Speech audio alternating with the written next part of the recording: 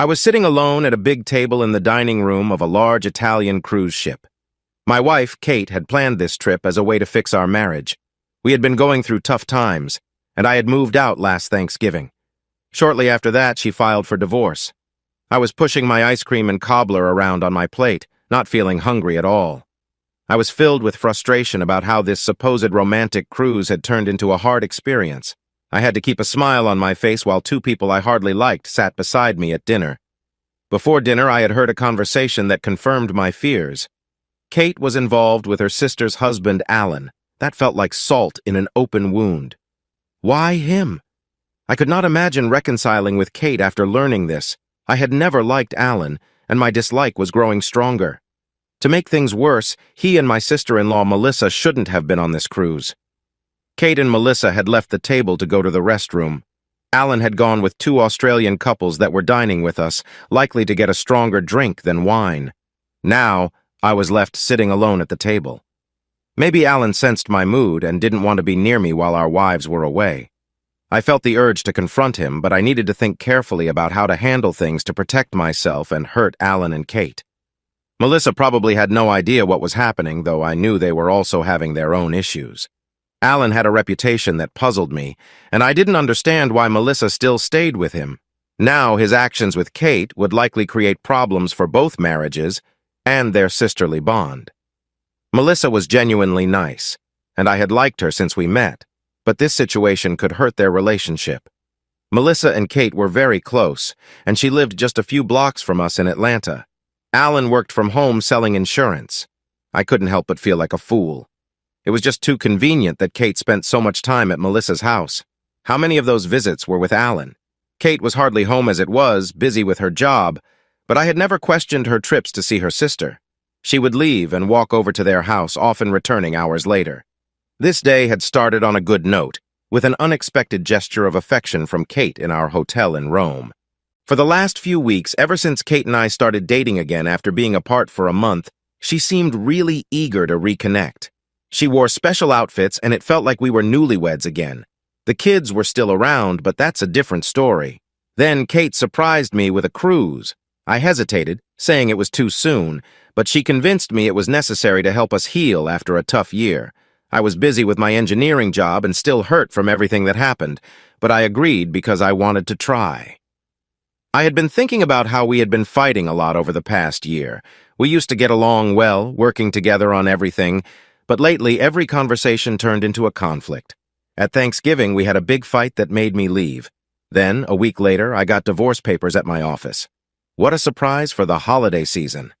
Since the kids were practically adults and we both had stable jobs, her demands for support and the house seemed unfair. I was too angry and hurt to argue, so I foolishly signed the papers, even though my lawyer warned me not to. He sent them to her lawyer. As I sat alone with my thoughts in the large dining room of the ship, I noticed how fancy it was. I couldn't understand how Kate chose this place. Still, our room with a balcony was comfortable enough, and the ship moved smoothly through the calm Mediterranean waters. However, after seeing Melissa and Alan earlier and confirming my feelings, I didn't plan to sleep in the same room with Kate, the person I felt had betrayed me. I took a sip of my wine. Throughout the meal, I kept my thoughts to myself, wanting to focus for the conversation I needed to have with Kate later. I planned to tell her about my decision to divorce her without the fair terms we had discussed just last month. Plus, I would be leaving the ship tomorrow when we arrived in Savona. That was how I felt. After all, it was Friday the 13th. How could this day get any worse? At least it was almost over. The waiter in a white jacket came by to refill my wine glass. I thought about telling him to go away, but I figured another glass of the Spanish wine the Australians ordered might help. It could make it easier to share my feelings once Kate and I were back in our cabin. He poured the last bit of wine and glanced at our plates. I nodded for him to take them away and noticed that, like mine, Kate's dessert was untouched. I remembered seeing the waiter take her mostly uneaten main dish. She had been very quiet during dinner, and I suspected her day hadn't gone well either. Luckily, the Australians and Melissa kept the conversation lively. The Aussies were younger than us, with kids just starting high school, enjoying a romantic holiday while their family watched the kids back in Perth. When Kate and I left our hotel in Rome at noon for Civitavecchia, she leaned against me in the taxi, still feeling warm from our earlier closeness. I was worried, but I started to hope that this vacation could help mend our marriage. I thought I was hiding my worries well since we left Hartsfield International in Atlanta. It was still hard to let go of the tension from the past year, and I knew we had grown so distant that it almost felt like divorce was our only option. When we reached the port and saw the huge ship, Kate simply said, "Oh my." I kept my thoughts to myself. If I hadn't known she had planned this trip to try to save our marriage, I would have just commented on the ship's size. In happier times, I would have made jokes and we would have laughed together. Now it felt like we were walking on eggshells around each other. To me, the ship looked awkward and lopsided, which bothered my engineer instincts. It seemed ready to tip over. However, I knew they had been constructing these massive cruise ships for years, and most of the time they stayed upright. Still, Kate smiled and assured me that we would spend most of our 7 days on board in our cabin as she showed off the new things she had bought. Though closeness wasn't the only thing that mattered in a marriage, it could be a good start to help us reconnect, and maybe we could have those meaningful chats like we used to, sharing our dreams and supporting each other through tough times. I hoped so. Well, those plans seemed to be falling apart. There were probably 500 or 600 people waiting to board in Civitavecchia, even though the ship could hold over 3,000 passengers. The ship made regular trips around the Western Mediterranean, stopping at 7 ports, including Barcelona, before returning to Rome. This meant there was a steady flow of passengers and probably some of the 1,000 crew members, too. This afternoon, while we stood in line to board, our day took a surprising turn. We heard someone call out, "Kate and James!" We both looked up, trying to think of anyone we might know here, and to my surprise, it was Melissa and Alan. They had booked their tickets at the last minute to surprise us. Melissa worked in hospital administration and was quite smart in many ways. However, I often wondered why she married someone like Alan. She never seemed to use good judgment, especially regarding her sister. Did she not realize this trip was meant for just Kate and me? She was well aware of our recent struggles. Maybe she and Alan thought it would be nice for them to escape for a bit, too. As Melissa excitedly talked about her surprise, I found myself tuning her out to watch Kate. She looked very uneasy, and I noticed she was trying hard not to look at Alan. Meanwhile, he was staring at her with an expression that felt both smug and possessive. At that moment, it felt like a weight pressed down on my chest. I had no proof of Kate's unfaithfulness, but everything we had gone through in the past few months suggested she might have been involved with someone else. I just hadn't connected all the dots. And of course, it was with Alan. Visits to their home went unnoticed, and the sudden silence from both of them in the past few weeks, while Kate and I tried to mend our marriage, spoke volumes. Maybe Kate had ended things for now, or at least put a pause on them while she tried to work things out with me. She had rushed to file for divorce after I moved out. She said she did it to get my attention since I had cut off all communication. She also told me she loved me and wanted us back together. It seemed like maybe things hadn't gone as she expected, leading her to rethink her choices. Or perhaps I was just a temporary option while she looked for someone else. She certainly didn't rely on me financially. How did it come to this? As I sat in the ship's restaurant with its bright lights and the background buzz of conversations and laughter, I felt both miserable and angry. I realized our marriage had started to fall apart about 3 or 4 years ago, although we didn't see it at the time. My engineering firm was doing well, and I had a dozen employees. Kate started working as the assistant manager of a nice restaurant because the kids were now in high school and didn't need her at home as much. Soon, she became the manager. This was around the same time our son Matt went off to college, and it marked the start of some real disagreements between us about work and family. Kate was set on keeping her job, even if it meant long hours and little time for family. Because of this, we hardly spent any time together. Our daughter Emily was busy with her own activities and didn't seem to notice our absence. A year ago, Matt came back home after deciding to leave college. He didn't have trouble with his studies. He just wanted some time for himself. I felt frustrated and thought he should find a job and help out with expenses. Kate thought he just needed to take it easy for a while. I eventually gave in to keep the peace, even though I shared my worries with Matt. Later, in late spring, Matt moved out again after staying home for 4 months without a job. My frustration grew when I found out that Kate was giving him some money without telling me. This led to another argument between us. Matt moved to Boulder, Colorado, and Kate had given him a generous amount of money to help him get started. Emily mentioned this one day and shared her mixed feelings about it. I even got a text from Matt, meant for someone else, where he talked about struggling with his costs in Boulder. This stirred up another big argument between Kate and me, and she didn't talk to me for a week. I didn't think Matt received more money after that.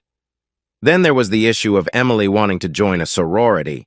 She planned to attend the same college where Kate had gone, and Kate felt it was important for Emily to pledge there. I thought the whole sorority system was a waste of money. Emily was a smart student, and I couldn't understand how she would fit in. I sensed she had some doubts too, but by the end of summer, she decided to go along with her mother and pledge. I was disappointed, but tried not to show it. Kate, however, seemed happy with Emily's choice.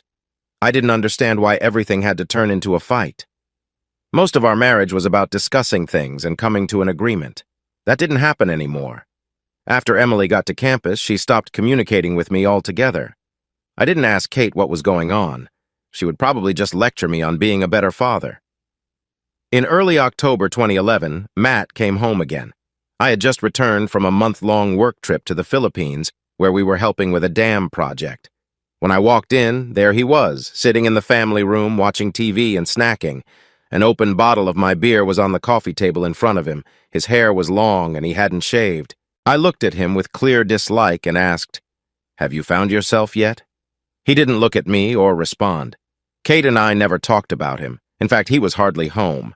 When I was at the house, he was either in his room or out with friends. I was spending so much time at work and traveling that I was only home a couple of days each week. I usually returned on the weekends to do some chores and then left again. I didn't sleep in the main bedroom, and Kate never said anything about it. We rarely saw each other. Her restaurant job kept her busy late into the night. Not sharing a bed seemed to work for both of us. We used to have a wonderful relationship, and I believed it had made us both happy. Everything changed on Thanksgiving. Alan didn't come because Melissa was ill, so he chose to stay with her. Their twins, Simone and Sophia, came to see us. They were both in college at Georgia Tech, my old school, and they were lively and fun, unlike Emily, who was distant. Emily came home for Thanksgiving with a challenging attitude, new piercings, and her brown hair dyed black. She also brought Brantley Lee Eversole along. I thought of him as Brad, you troublemaker. He was just a rich kid a couple of years older than Emily and dressed like her in a retro style. It was almost funny. Kate was very upset when Emily said she had left her sorority group after just a month. I decided to stay quiet. Matt also joined us for Thanksgiving dinner. We ordered food since Kate didn't have time to cook, even though I offered to help, along with Melissa's twins. Kate said she spent enough time in the kitchen at work and didn't want to do more. Dinner was awkward, to say the least. The twins and I drank cautiously, but the others didn't. It quickly became obvious that Emily and Brantley had been drinking too much. I recognized the signs, and it bothered me. I think Kate tried to ignore it by having more wine. When dessert was served and the caterers finished packing up, I excused myself and went to Emily's room. Actually, it was the room she was sharing with Brantley, but we pretended he was in the guest room. When I walked in, I noticed several wrappers on the floor near the bed. I felt some relief knowing they were at least being careful. However, it really upset me that she was so open about their choices. What had happened to my sweet girl who used to be my beautiful daughter? Maybe she was just becoming like her mother too soon. On the nightstand, I spotted what I needed: a large Ziploc bag full of marijuana. I had never seen so much before. Next to it was a smaller bag with different pills. Brantley was clearly not just using. He was involved in something bigger. I went downstairs and placed the bags right on top of Lee's pumpkin pie. I spoke quietly but firmly, "Get out of my house." It took him a moment to understand what had happened. He looked at me and shrugged, saying, "Hey, man, out." He reached for the bags, but I pulled him out of his chair. "The drugs stay. You get out." Then he made a choice. I could see it in his eyes, and I was ready. I stopped him, and he fell down easily. I wished he could have felt it more. Emily jumped up and started shouting. I wasn't sure what all she said, but "you jerk" was one of the things. I told her to leave with him and warned him not to make a mess. At that moment, Kate stood up and shouted, "You jerk!" and tried to hit me. Since she had too much to drink, I just caught her arm and gently turned her around to help her sit on the floor. Surprise crossed her face, but there was anger in her eyes. I had never touched her out of anger before, nor had I felt threatened by her. I looked at Matt and asked, "Anyone else?" He shook his head slightly. That was a smart move. I walked to the bathroom, and it took several flushes to get rid of Brantley's things. When I came back, Simone and Sophia were in the front hall, dressed to leave. They thanked me for a fun evening. They were identical blondes, wearing cozy sweaters and fitted jeans. In their high heels, they almost matched my height. Like their mother and aunt, they had modeled in high school. I thought about how nice it would be to be younger again. In the dining room, Matt was still at the table enjoying dessert, while Emily and Kate were trying to help Brantley, who was still on the floor. Despite my warning, he had caused quite a mess on the rug. Emily looked up at me and said, "I wish you were dead." "Yeah, sometimes I do too, thanks to you, your mother, and your brother," I replied as I walked out of the room. I packed my things quickly and quietly left for my car, driving away without being seen. A week later, I received the divorce papers at my office. In the meantime, Kate had tried to call me many times. I had to use the side entrance to avoid her a few times. I was too upset to talk to her. Looking at the divorce papers made me feel a bit amused, especially since they included a request to keep a distance from Kate and our kids. I was not supposed to contact them or go near their workplaces. Honestly, that was fine by me. Staying away would probably lessen Kate's calls and visits. Kate must have been really mad when I stopped her from getting physical, but I felt she had it coming. No one called the police, though. My lawyer was smart. He got statements from Sophia and Simone, just to be safe. He said the twins seemed entertained and were happy to explain what had happened. I might have contested the distance requirement, but honestly, what was the point? I didn't plan to see my wife or my kids again. They could have each other. I moved into an extended stay hotel while I searched for something more permanent. The hotel worked well for me. I had daily cleaning, a washer and dryer in the unit, and a full kitchen. I had learned to cook a bit when I was younger, and while Kate was busy with work, I got better at it. Still, there were many nights I just made a sandwich and opened a beer. I also spent a lot of time at the YMCA. My workouts and swims got longer since I didn't have a home to return to. On Christmas Day, I found myself alone in my office, trying to catch up on some work. Several of my staff had invited me to join them for dinner, but I wasn't in the mood. It felt freeing not to worry about gifts for Kate and the kids, or trying to fit in with people celebrating Christmas. I did order iPads for Simone and Sophia. They still reached out by text and phone, showing they cared about how I was doing. Around 5, I decided to call it a day and headed back to my temporary home. Just as I finished my first drink, the doorbell rang. Confused, I opened the door to find my 2 nieces standing there with gifts and bottles of champagne. "Merry Christmas," they said together, looking cheerful and festive. I stepped aside to let them in. They brought a lovely smell with them, and it was a bit chilly even for Atlanta. "Simone, Sophia, Merry Christmas. Come in," I said with a smile. They went ahead and put their Christmas bags on the dining table before turning to me for warm hugs. We felt a special bond among us. Sophia dug through a big green foil bag and took out everything we needed for a Chinese dinner while Simone opened the first bottle of champagne. I went to the kitchen for glasses, napkins, and plates. We all laughed as we enjoyed our meal, remembering our Christmas tradition of watching A Christmas Story together. At the end of that movie, the Christmas dinner was ruined by the neighbor's dogs, and the family ended up eating at the only Chinese restaurant open on Christmas. The girls had even brought the DVD so we could keep our tradition. We finished the second bottle of champagne, and I opened a bottle of Torrontés. There was a lot of laughter, and I was glad they had each picked out a couple of books for me. They really chose things I wanted to read, which showed they had listened to my tastes over the years. "So, your mom isn't hosting the Christmas dinner this year?" I asked, knowing they wouldn't be here if Melissa was busy cooking. She loved to make big dinners that were better than many fancy restaurants. The girls looked a bit shy, and Simone replied, "Well, since you weren't around and everyone felt low on holiday spirit, she just made brunch after we opened presents." "That's too bad. I know how much your mom enjoys making her Christmas dinner." We know, but she just didn't seem up for it this time. She and Dad have had some disagreements. We aren't sure what it's about, but we think Dad's been, you know. I understood, and I went around the table and hugged them. I'm sorry, Sophia replied, her eyes bright with unshed tears. At least this way we get to spend Christmas with you, Uncle James. Simone nodded and smiled, saying, Plus, we wanted to thank you for the iPads. What a nice surprise. I don't know how you always find the perfect gift, but you do.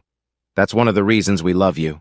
I smiled at them, wishing my own kids were as thoughtful and appreciative of what I gave them. Unfortunately, I hadn't given them anything this Christmas. Changing the subject, I asked, What else did you receive? Sophia said, Oh, mostly gift cards and some clothes. Then she paused. What is it? I asked. She looked at her sister, and after a quick exchange, Simone nodded for her to go on. We all really missed having you around, being part of the celebrations and all the things that make Christmas special. Suddenly, I felt sad. It was the first Christmas I had missed, and I said, I don't think Emily and Matt missed me much. You saw them at Thanksgiving. The last thing Emily said to me was that she wished I wasn't around anymore. This time, it was Simone who said, Emily feels really bad about that. I was surprised by her words. Simone continued, Emily didn't do well in school and came back home. What? She broke up with Brantley. That turned out to be a good decision. He had a serious accident not long ago and nearly hurt the girl who was with him. The police found some concerning things in his car, even more than what they found at Thanksgiving. Once Brantley leaves the hospital, he'll have to face serious issues. Even his parents wanted nothing to do with him. Emily felt really foolish. I didn't know what to say. Emily took out all her piercings and changed her hair back to almost its original color. I think she thought you would be at Christmas. We believe she wanted to apologize. Maybe Emily had learned something, but I still didn't feel forgiving. Sophia added, It was clear she was really sad when you didn't come, especially when we opened our gifts. Emily cried and left the room. I know she shouldn't have expected anything after how she treated you, but you know how it is. I think Matt was a bit let down too. I shook my head, thinking that I had raised two people who would still expect gifts even after treating me poorly. Simone then said, Aunt Kate was crying when they left too, so we decided to come spend Christmas with you and watch our Christmas movie, if that's okay with you. I laughed.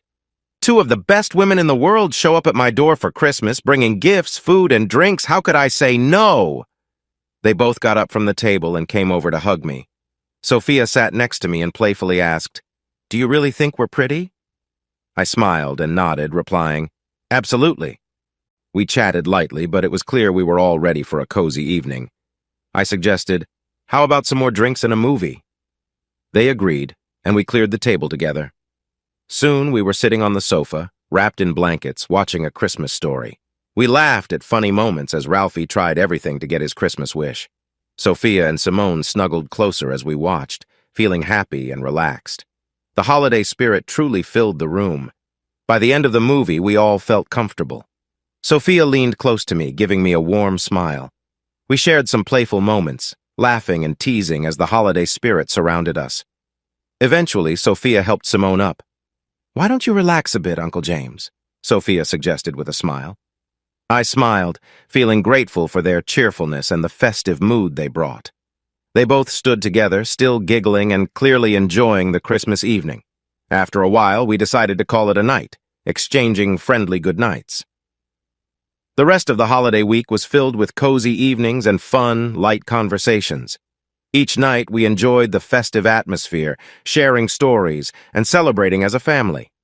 She mentioned they had done that for years, helping each other and taking turns with their parents, who, unlike me, didn't always notice the difference. Each day, I struggled to get myself to the office.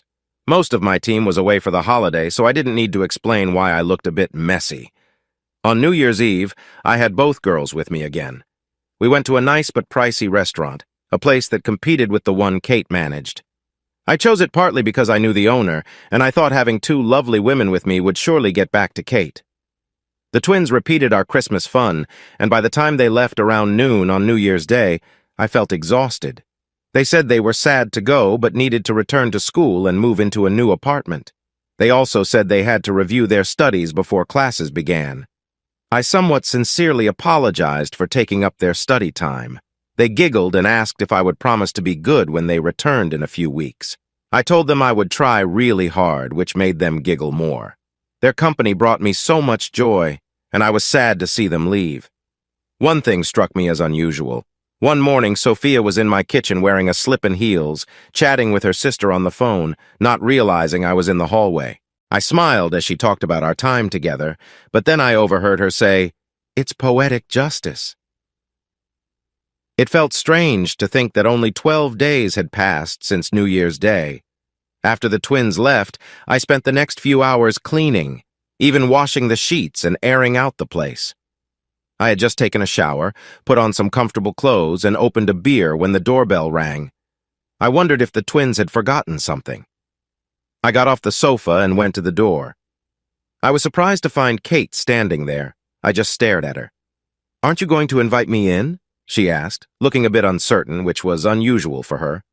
I scanned the hallway for any signs of trouble before I replied, "Why? Please talk to me, James, please." Her eyes began to fill with tears.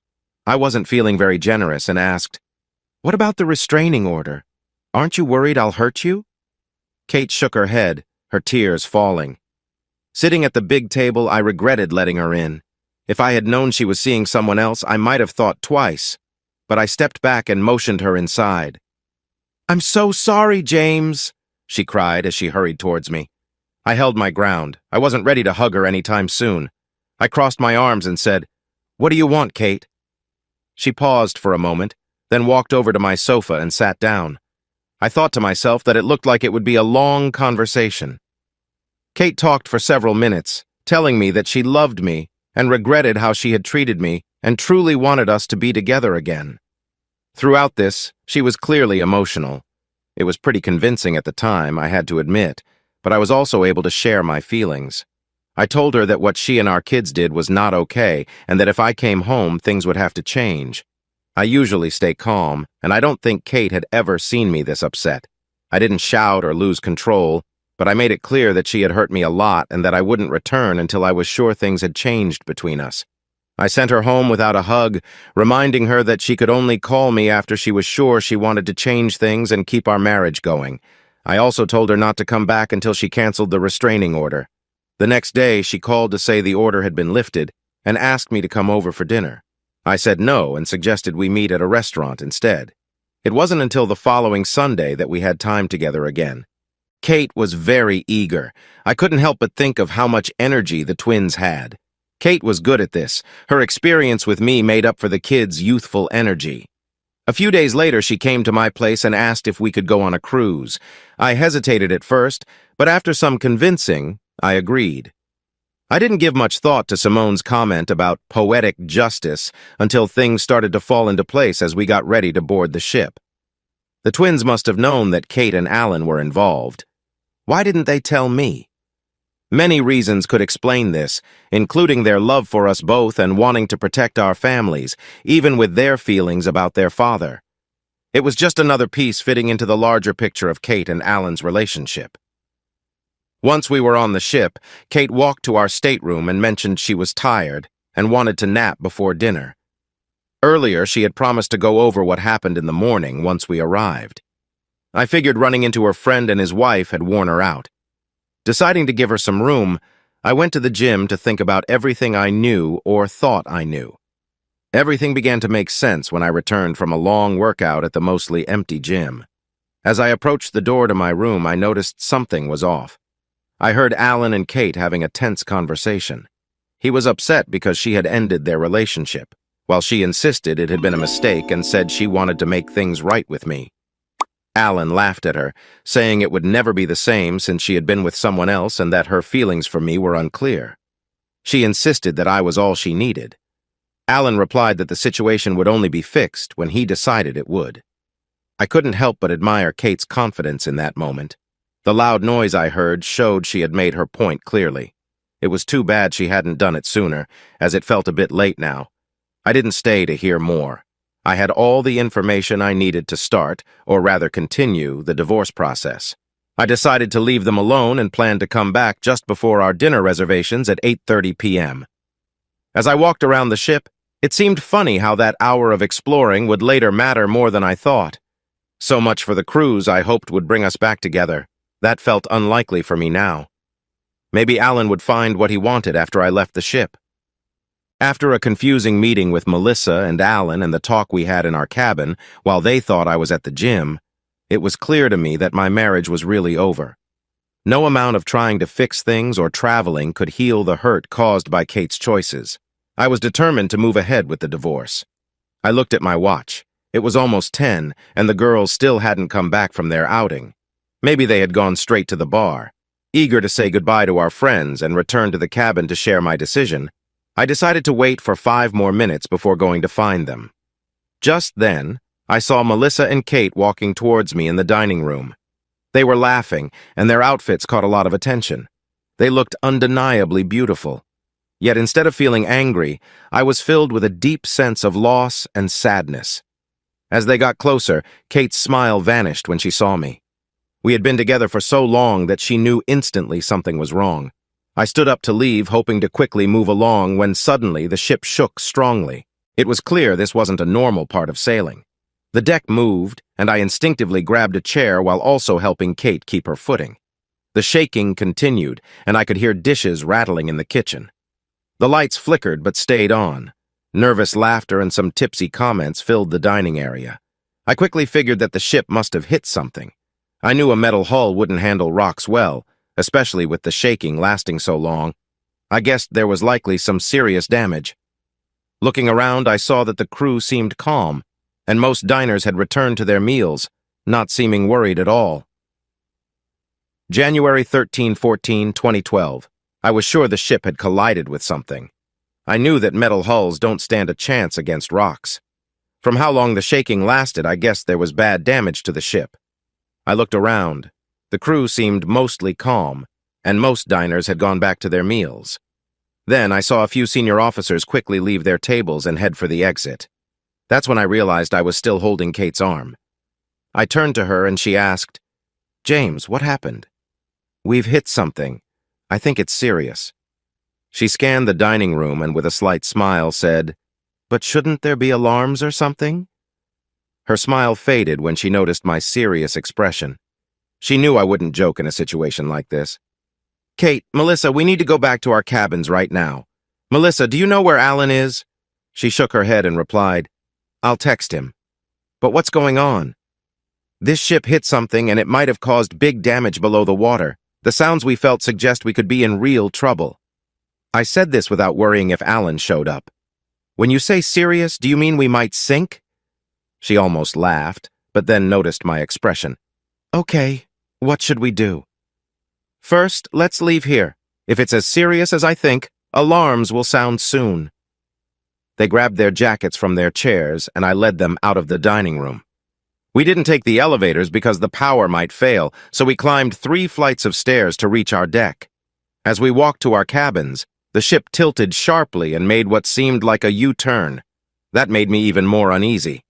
The captain had a reason for that move. I wished I had paid more attention to how far we were from land. Luckily, Melissa was on our deck, but she was still quite far down the long hallway.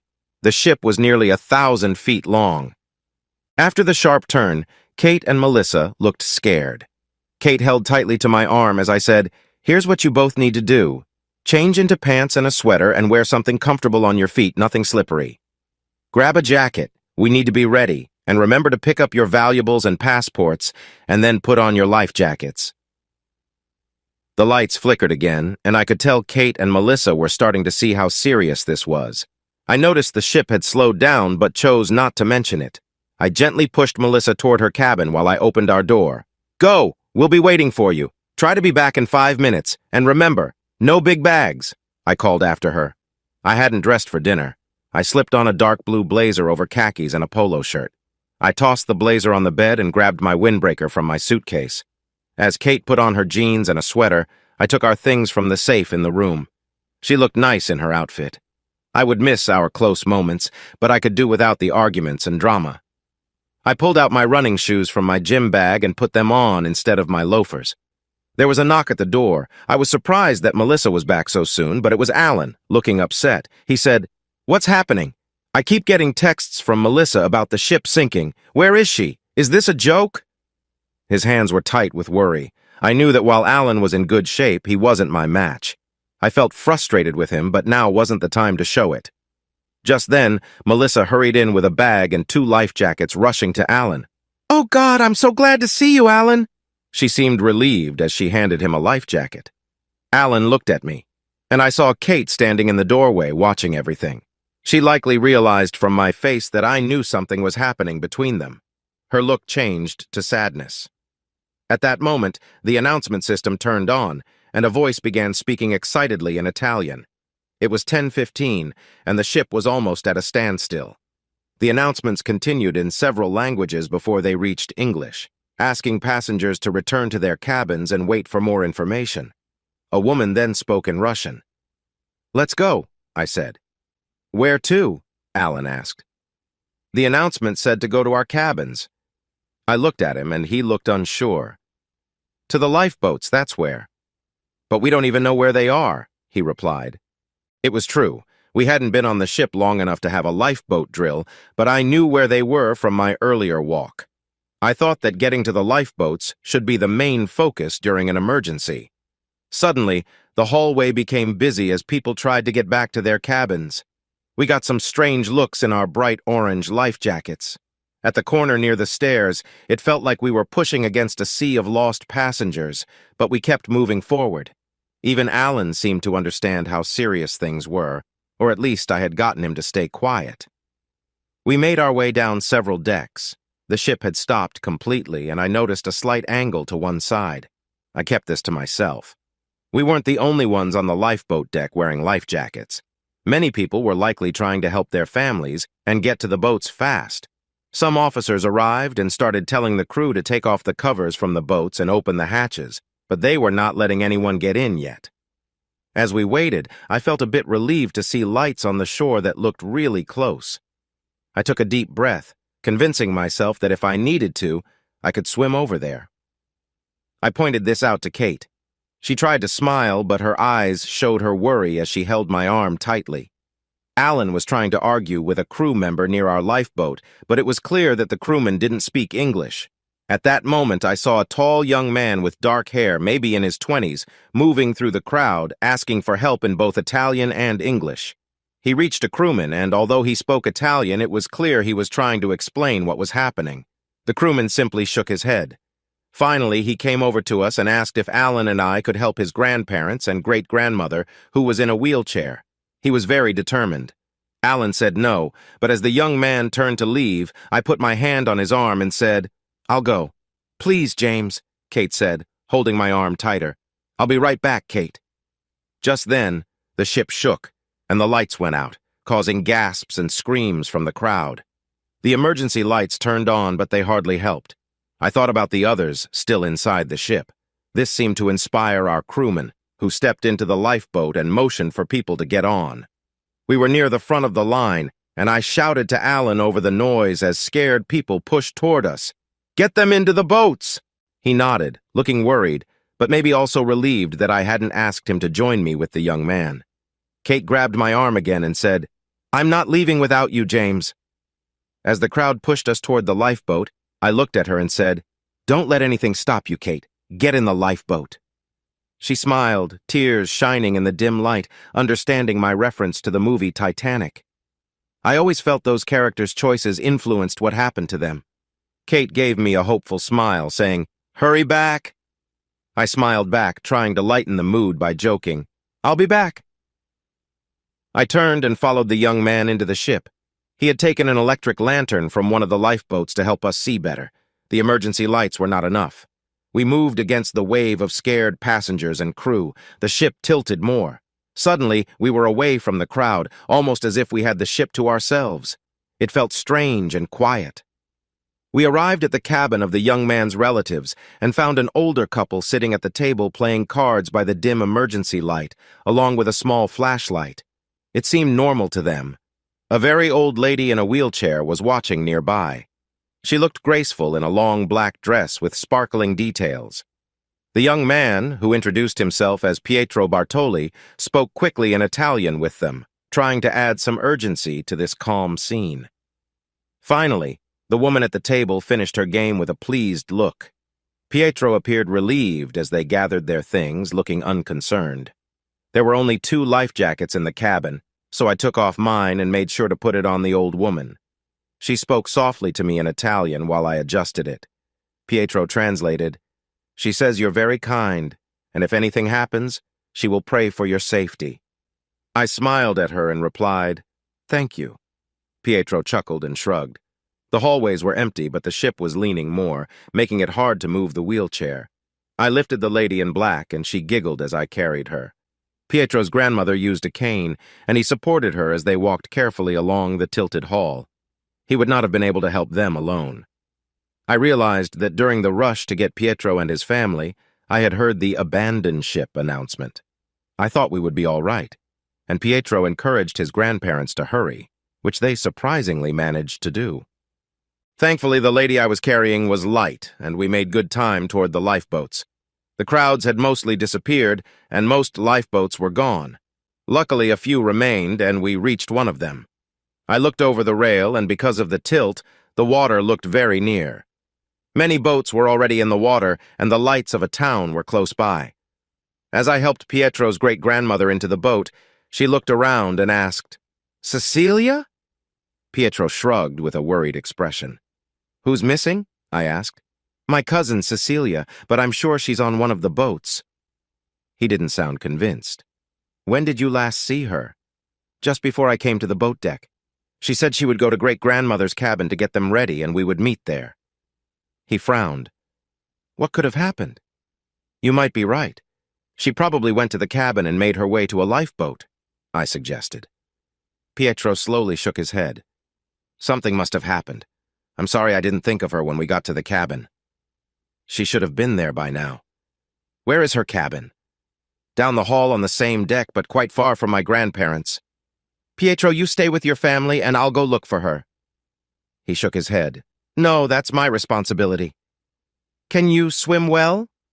He shook his head again. "Okay, I'll go find your cousin and bring her back.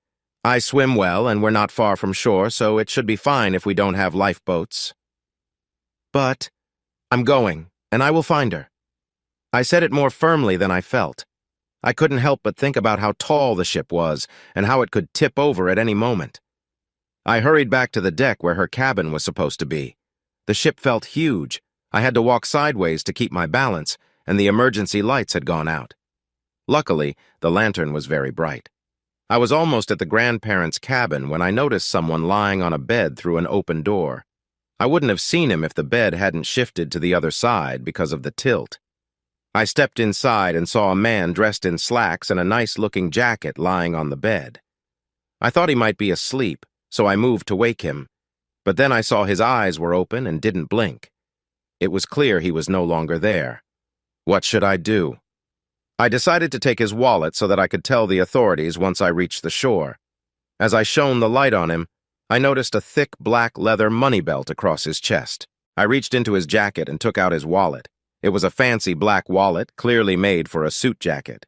Inside, I found his driver's license, passport, and several large bills. I quickly glanced at the license. It was from New York State, and his name was Robert Burns. I almost laughed and said to myself, "Well, Robbie, it looks like your journey has ended." I put the passport and license back into the wallet and secured both in the money belt, which I fastened around my waist under my jacket. I picked up his life jacket from the floor and put it on. As I turned to leave the cabin, the light flickered over the desk against the wall. I saw some cash that had shifted to one side, along with several unopened decks of cards. Was he a card player or a gambler? I wondered. I grabbed the cash and noticed a fancy watch among the money. I put the cash in my pocket and fastened the watch around my wrist before hurrying down the hall again. The watch looked like a luxury brand I had always admired but could never afford. This man had expensive tastes, making my simple watch seem plain in comparison. The tilt of the ship was worse now, and as I moved down the long hallway, one foot was on the wall and the other on the carpeted floor. I kept telling myself it was a mistake to get involved in this situation. Even though I had just found out about Kate's betrayal a few hours before, I didn't want to give up. The situation was getting serious, and I knew we were running out of time. I kept telling myself to push on, hoping things would get better. Then I saw her. Under the light of my lantern stood a small woman in her 30s with dark hair, wearing a simple black dress. She leaned against the wall, shielding her eyes from the light. I fumbled for words and finally said, "Your cousin sent me." It sounded weak, even to me, and I wasn't sure if she would understand. Maybe something more formal like, "Miss Bartoli, I presume," would have been better. She smiled softly and replied, "Thank you." I was struck by her grace. She was slim and maybe 5'3". I noticed her dress shift slightly, but I quickly focused back on the matter at hand. We needed to get out of there. "We should go," I managed to say. "I'm sorry, but I am injured," she replied in English with a gentle Italian accent, pointing to her ankle. I lowered the light and saw her right ankle was swollen, almost twice its normal size. It made sense why she couldn't get to her grandparents' cabin. Moving through the dark corridors must have hurt her a lot. I took off my life jacket and made sure it fit her properly. She remained quiet while I adjusted it around her. Maybe she was in shock or just trying to understand everything. "Okay, Miss Bartoli, I'm going to carry you on my back." She nodded. I placed the lantern on the ground, turned away from her, and backed up until I was close to her. "Now give me your arms," I instructed, reaching behind me. She lifted her hands, and they felt cold. I regretted not giving her my jacket earlier. We needed to hurry. The ship wouldn't stay stable for long. I pulled her forward and said, "Now wrap your legs around my waist." She jumped up slightly and locked her legs around me as I stood. Although I could tell her ankle hurt, there was no other choice. I made sure her arms were secure around my neck and supported her legs with my hands. I noticed a pleasant scent as we were side by side. She felt light. "Can you hold this?" I asked, bending down to grab the lantern. I felt her nod against me. It had been a long day, and I thought about how silly it was to worry about my stubble irritating her face. Here we were, possibly trapped in a sinking ship, and I was thinking about that. I almost laughed. We couldn't go back. The ship was settling, and heading that way would mean wading through water. From my earlier adventures, I remembered a hallway that led to a staircase in the other direction. I was glad I was right, but climbing a steep staircase was not easy. "Hold on," I said. I knew I had a habit of stating the obvious, but the woman with me was nice enough not to say anything as I struggled to help her up, trying to keep her from hitting the wall. When we reached the top, I set her down to catch my breath. She held onto my arm for support, avoiding putting weight on her hurt foot. "Please call me Cecilia." Before I could say my name, the ship suddenly lurched. My heart raced as I turned, and she wrapped her arms around my neck again. I wasn't going to give up now. I couldn't leave my friend Kate with her life insurance and business. No way. The next level was easier to climb, and it opened into a large area just below the main deck. There were fancy shops and a casino. Holding onto a railing outside a jewelry store, I turned us toward the tilt. With the light from the lantern, I could see water below. I felt a wave of relief. I set Cecilia down, and while she stood on one foot, clinging tightly to the rail, I pointed toward a large opening between two shops. "We made it. That's our way out." She quickly understood that we would need to slide down to the water and swim away. It hit me then that I hadn't asked if she could swim. Even if she could, her ankle would slow us down, and we needed to get clear of the ship as it sank. "Can you swim?" I asked. "Yes," she replied softly. "Okay. Here's the plan. We'll sit down and slide ourselves into the water, then just swim away. There should be a harbor nearby, maybe 100 yards. She nodded but looked a little confused when I started to tie part of my jacket to her life jacket and the other part to my belt. "I don't want to lose you in the dark once we leave the lantern behind." I smiled and added, "Especially after all the trouble I've gone through to help you." "Thank you for thinking of me." Her wry smile told me a lot about her. "Shall we go?" I placed the lantern next to a potted plant as we sat on the smooth wooden deck. There was no easy sliding down, and I was thankful we were tied together as we quickly fell into the Mediterranean waters. I came up sputtering. "It's cold!" Forget sunny Italy and warm Mediterranean waters. I was glad we didn't have far to swim. I turned onto my back and grabbed the collar of Cecilia's life jacket. I leaned in close and said, "Just relax. It will be easier if you just float." My old safety training kicked in, and I started to pull her toward the shore. Fortunately, it wasn't the North Atlantic, so I quickly got used to the cold water. I was warming up with my movements, and I also felt energized from what I had just experienced. I was a bit worried about Cecilia, but decided not to stop and check on her.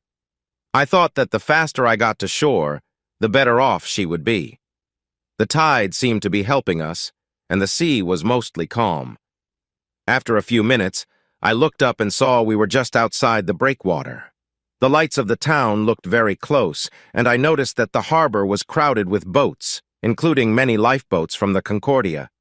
I chose to steer clear of the busy harbor and headed for the small beach outside. It seemed like a shorter distance and easier to reach. I pulled Cecilia along as I swam parallel to the rocks. I also noticed that the water was warmer now. There was a lot happening on the beach and in the town as I got closer. I thought about calling out for help but realized it would be lost in the noise, so I kept swimming with one arm and occasionally switched arms to keep going. Just when I thought my arms couldn't take it anymore, we reached the shallow water where I could stand. I felt very tired, and when I tried to help Cecilia onto the beach, I fell in a heap just as we reached the shore. I rolled onto my back and looked over to see her sitting up in the gentle waves. She looked very worried as she crawled over to me and hugged me tightly, resting partly on me. She had taken off her life jacket and felt quite cold, so I wrapped my tired arms around her. I could feel her tears on my cheek and she started to cry. I wanted to say something comforting but was too exhausted. I just lay there feeling the pebbles under my back and the waves touching my legs while appreciating her closeness. I don't know how long we stayed there, but eventually someone with a flashlight found us. There was a lot of shouting in Italian, and strong hands carefully moved Cecilia away from me. I could hear her talking to them in Italian. Soon they lifted her out of the water and into the back of an ambulance where it was warm. Two strong men half carried and half dragged me up the beach. At least she was safe in the ambulance. I ended up sitting on the back bumper, wrapped in a thick wool blanket. A medic checked me quickly, gave me some pills and a bottle of water, and said I was okay. Or at least that's what I understood in Italian. I was still in my wet clothes, but I didn't mind. Cecilia was lying on one of the side bunks covered with a blanket. She was propped up on some pillows, looking between me and a young medic who was checking her ankle. I smiled at her, and she smiled back. Slowly, reality began to come back into focus. I should find Kate. She might be worried. But then I thought, did I really care if she was worried? Not really. I was planning to leave the ship soon and head home. I looked at my expensive watch, and it was already past 2 in the morning. At least it wasn't Friday the 13th anymore. I remembered I needed to talk to someone about Mr. Burns. Just then, a crew member passed by. He had an iPad, and his white uniform looked freshly cleaned right down to his cap. I wondered if he had been on one of the first boats to leave the ship. I felt a bit annoyed by how neat he looked. Even his black shoes were shiny. He first spoke to Cecilia in Italian. I heard her give her name. Then he looked at a list on his tablet, tapped it, nodded, and said, "Buono." After that, he turned to me and said, "Signore?" Without thinking, I said, "Robert Burns." I don't know why I said that. There was really no reason. Maybe it was because I didn't want to be James Anderson anymore. Why was that? Well, the last few months had been filled with problems at home, topped off by today's shocking events, and now a shipwreck on a cruise I never wanted to be on. It was clear I wanted to leave my old life behind. He checked his list, nodded, and then, with a gesture that looked like a salute, said, "Buonanotte," and walked away. I almost chased after him to say it was a mistake. But then I thought, how would I explain everything, including the fact that I had Burns' wallet, passport, money, and watch? I doubted anyone would think well of someone in that situation during a shipwreck. The medic caring for Cecilia tapped my shoulder, making me jump. He pointed to her and signaled for me to get into the ambulance. I crouched in the tight space and knelt beside her on the metal floor. She reached for my hand from beneath the blanket. Her hand felt warm. "Robert, such a strong name for a strong man. I will never forget you." A tear rolled down her cheek. "Thank you." She reached her other hand and pulled my head down gently. I was happy I was kneeling because standing would have been tough on my tired legs. It was a special moment, and I felt sad when it ended. I looked into her beautiful dark eyes and saw that she felt just as I did. She lay back, her dark hair messy from the sea, but at that moment, she was the most beautiful woman in the world. The medic returned and signaled for me to leave. He was helping an elderly woman walk. There was no space for me. I held Cecilia's hand and said, "Goodbye." She held on and asked, "I live in Castello Montalto in Tuscany, near Rapolano and Siena. Will you come to visit, Robert?" "Please." "Yes, very soon," I promised, wondering if I could keep that promise. "Do you remember Cecilia Bartoli?" "Yes, the opera singer. I won't forget, I promise." "Great. Just come to the castle and ask anyone." "I will."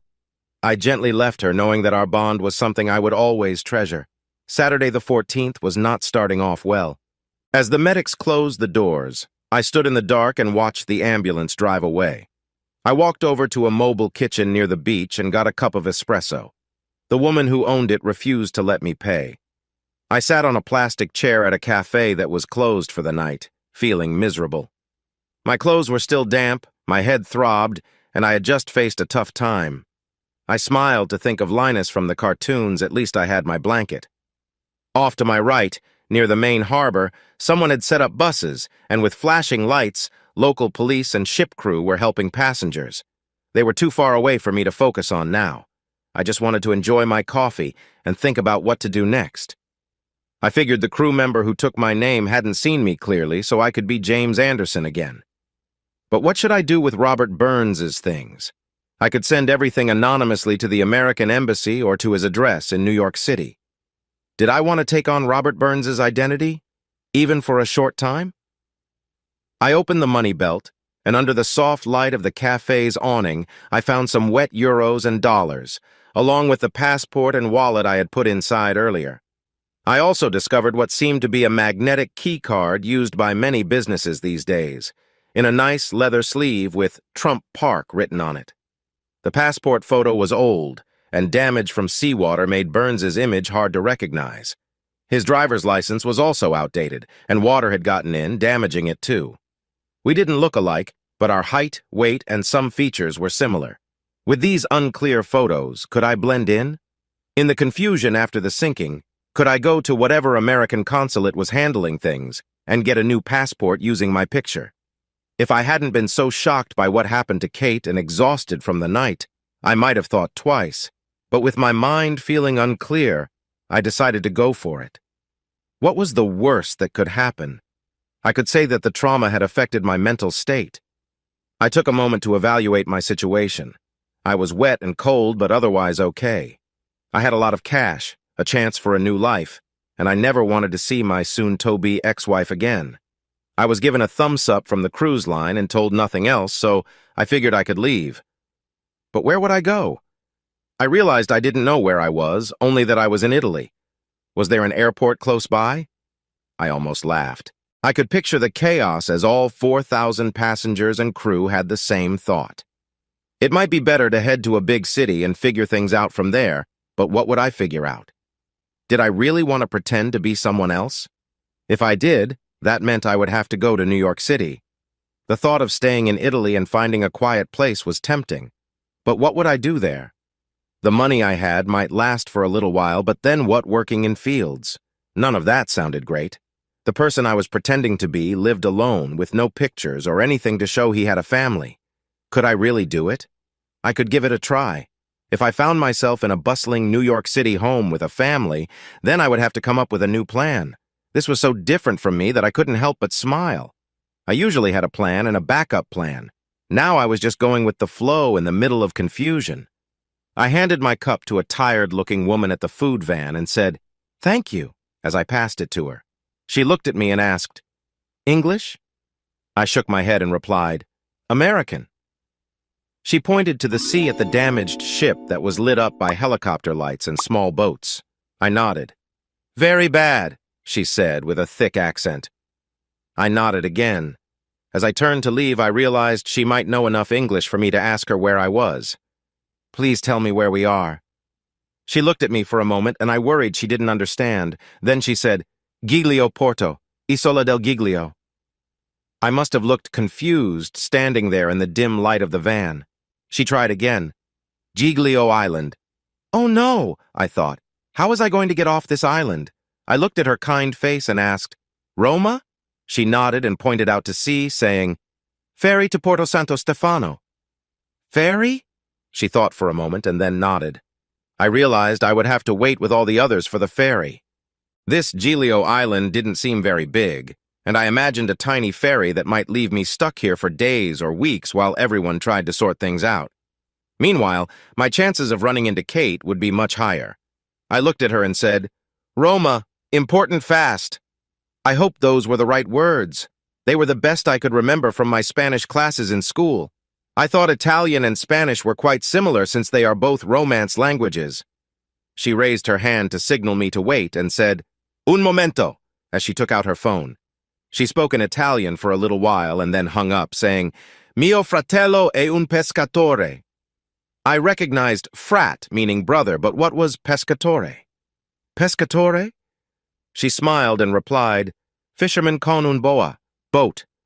Grazie. As the sun rose, I was half asleep in the cozy cabin of a small fishing boat, 500 wet euros less in my pocket, as we traveled across the Tyrrhenian Sea to Porto Santo Stefano, 17 kilometers away. I couldn't help but smile, wondering what James was up to. January 14, 2012. It was a sunny but cool mid-morning when I stepped off the fishing boat in Porto Santo Stefano. I gave the smiling captain an extra 100 euros and made my way down the dock to catch a waiting taxi. I probably looked a bit messy, but at least my clothes were mostly dry after a quick rinse in the cabin sink. I left the blanket on the boat and ran my fingers through my short hair, trying to look more put together. I knew I needed a shave. I pulled some damp euros from my pocket, showed them to the driver, and said, Hotel.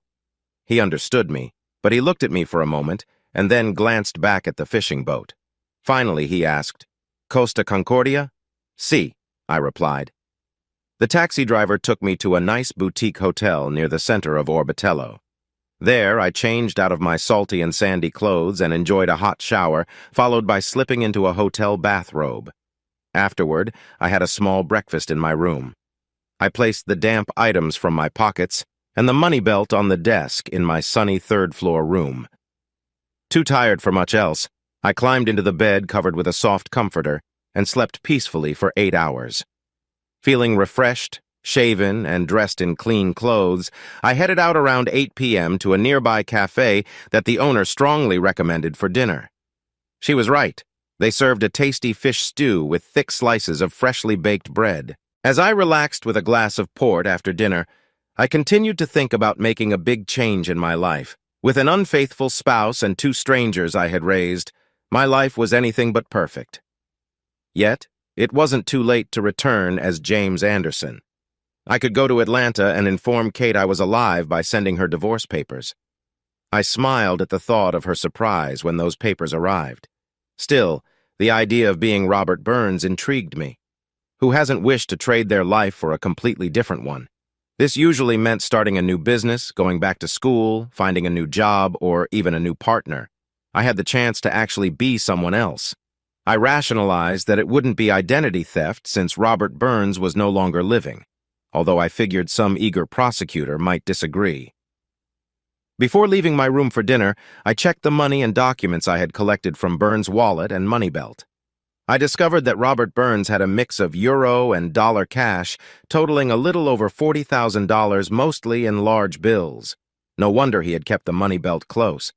That amount could support me for a while, and I could sell his watch for maybe half its value. Again, I looked at the key card from the Trump Park in New York City. Should I go there? There were 3 credit cards, all special ones given only to those with excellent credit ratings and considerable wealth. One was an American Express Centurion card, which had a one-time fee of $5,000 and an annual cost of $2,500. It was also made of titanium. A brass key ring held 3 gold-colored keys, 1 standard size and 2 smaller ones. I glanced at the water-damaged photo in the passport again. The passport was almost 10 years old, so the photo was likely the same age. That could explain our different appearances, and the salt water had blurred the image. We were the same height at 6 feet 1 inch, but the man on the bed on the Concordia looked larger. I figured my recent diet and exercise might explain the difference. Before I decided to take any steps, my practical side told me I needed to learn more about Mr. Burns. I wouldn't want to step into the life of someone wanted for serious issues. With all that cash and the playing cards I had seen in his cabin, I guessed he was a gambler, but what else? He seemed to be a successful one, at least. Did he have a family at the Trump Park in New York City? I walked a few steps down the narrow stone-paved street from the cafe to a shop that offered internet. I paid my euros and logged on. First, I looked up the latest news on the Concordia and was surprised to see it was still above water, not exactly floating, but it hadn't sunk to the bottom of the Tyrrhenian Sea as I expected.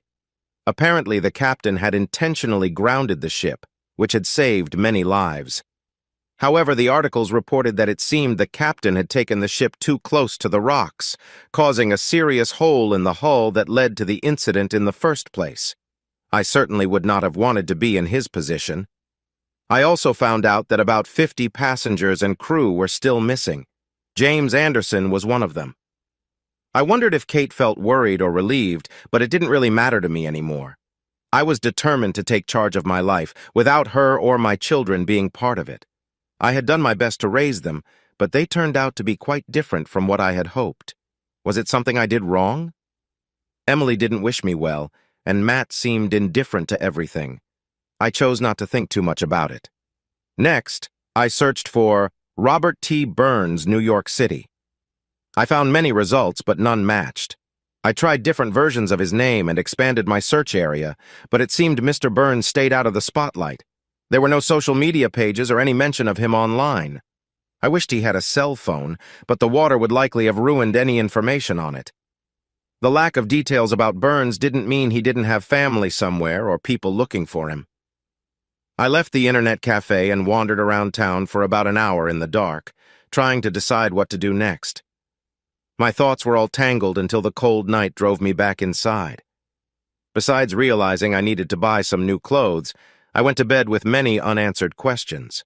Staying at the hotel for one more day, I was surrounded by news about the Concordia incident. Italian TV was in a frenzy. I also saw that many passengers from the ship were arriving in Orbitello after taking a ferry from Isle of Giglio. I guessed most were heading back to Rome, the nearest big travel hub. The next day, I returned to the internet cafe enjoying a great cup of coffee while reading about the ongoing investigation and the efforts to rescue the missing passengers. I searched for Robert Burns again, broadening my search, but still found nothing. I checked out the Trump Park and was shocked by the price of the units there. It was a renovated hotel from the 1930s, and the units sold for millions. If Robert Burns owned a place there, he was doing very well. Even renting seemed to cost about $5,000 a month just for the extra services. I couldn't believe it was so pricey. At least with the park, you got a great view of Central Park for your money.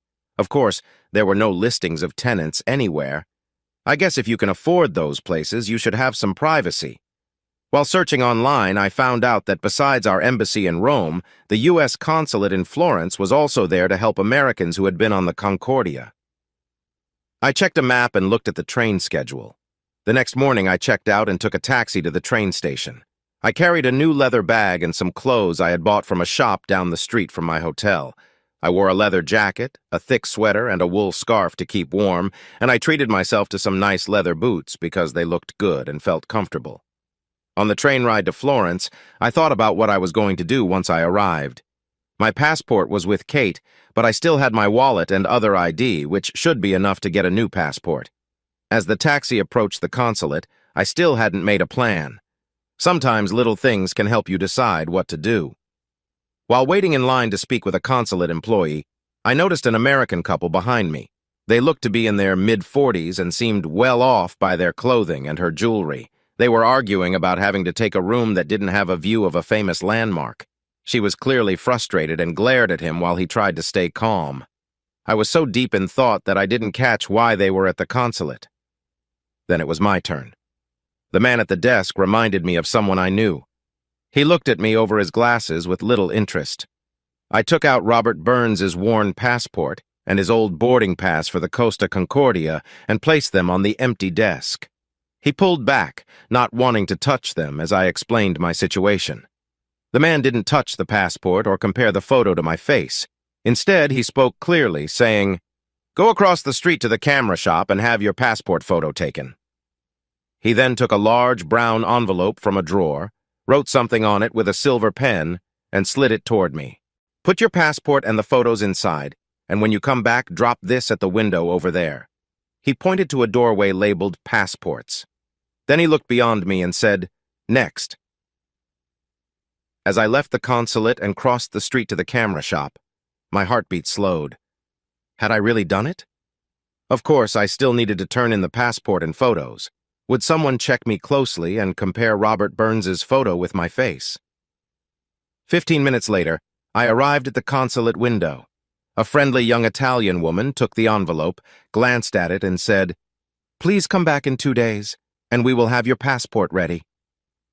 While at the camera shop, I noticed what the serious man had written in dark blue ink. It said, "Costa Concordia." I wondered if anyone would compare the water-damaged photo in my old passport with the new pictures. Would the Italian authorities or some U.S. security staff be waiting for me when I returned to get my passport? That thought made me a little anxious, but I was already committed. I could choose not to return and just go to Rome to ask for a new passport as James Anderson. But no, I decided to go through with my plan. I remembered the arguing couple and wanted no part of that. Now I needed a hotel. I hoped one of them could help me find a room since I didn't have my passport. Luckily, I had plenty of euros. Not far from the consulate, I found a small hotel. My story about the shipwreck helped, along with the stack of euros I put on the registration desk. In the time before I picked up my passport, I enjoyed exploring Florence. It's a beautiful city, and even though it was winter and chilly, I wandered the streets. Thankfully, the food was delicious and the coffee was great. Returning to the consulate was quite normal. The same smiling young woman helped me at the window. As she handed me my new U.S. passport, she said, "You must feel very lucky to have survived. I'm sorry for the wait." She waved her hand. I nodded, understanding the slow pace of things, and smiled back, saying, "Grazie." I was probably in shock as I walked down the street because I almost stepped into the path of a taxi that honked at me to get my attention. I just smiled and waved at the driver. I couldn't believe it. Now, in the eyes of my country, I was Robert T. Burns from New York City. My mind raced as I returned to my hotel. What should I do now? I paced my room for an hour, thinking it over and deciding to head to New York. A little later, I was in another internet cafe, and for the first time, I used Robert Burns's Centurion card to get a first-class train ticket from Florence to Paris, with a night train from Milan, and then a business-class ticket on Air France to New York from Charles de Gaulle. I wanted to leave Italy quickly and avoid Rome and all airports in case I ran into Kate or Alan and Melissa. Plus, I felt like I was starting my life fresh, and a trip on a fast luxury train sounded wonderful, just like the business class on Air France. One of my coworkers mentioned that flying to Europe in business class with them felt like enjoying a long meal at a fancy restaurant. I didn't want to use my own money, and everything went smoothly with credit transactions. It seemed Mr. Burns had enough credit to cover things. I didn't like carrying a lot of cash, but I wasn't familiar with Mr. Burns's banking details.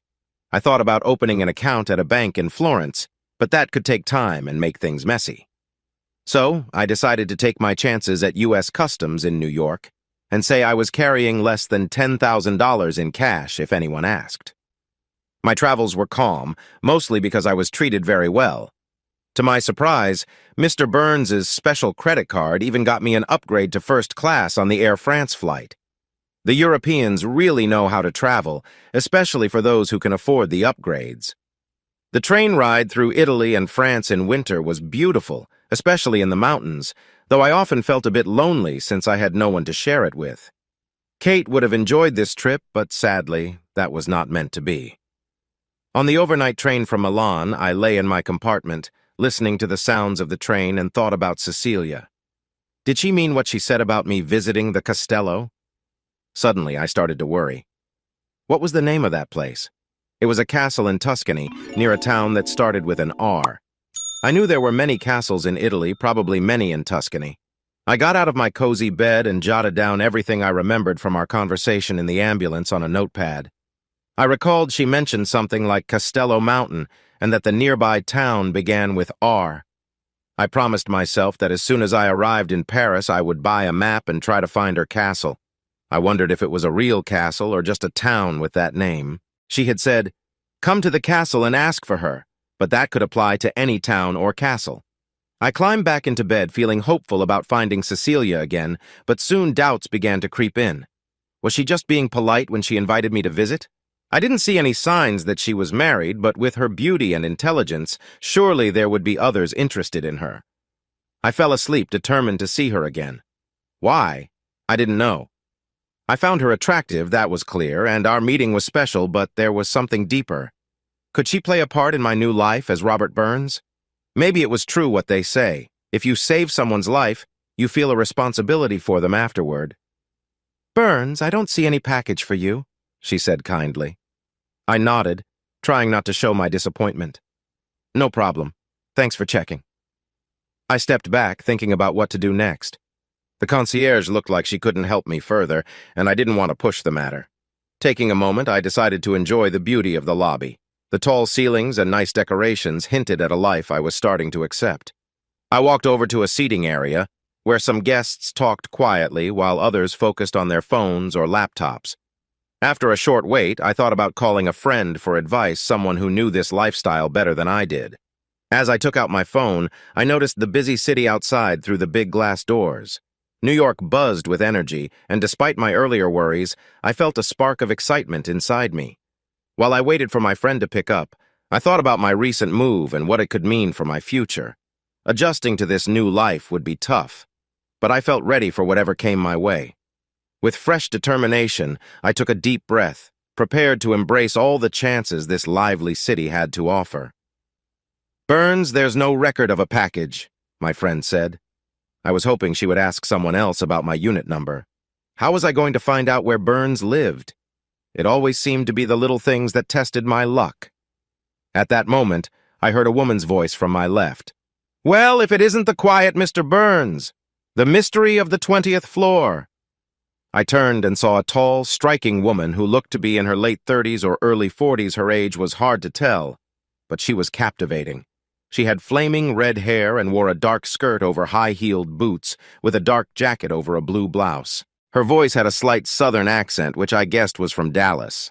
She definitely belonged here, unlike me. Smiling, she reached out her hand and said, "I'm Grace Atkins." I introduced myself while appreciating the warmth of her handshake. She seemed to hold on a little longer than necessary, which I found charming.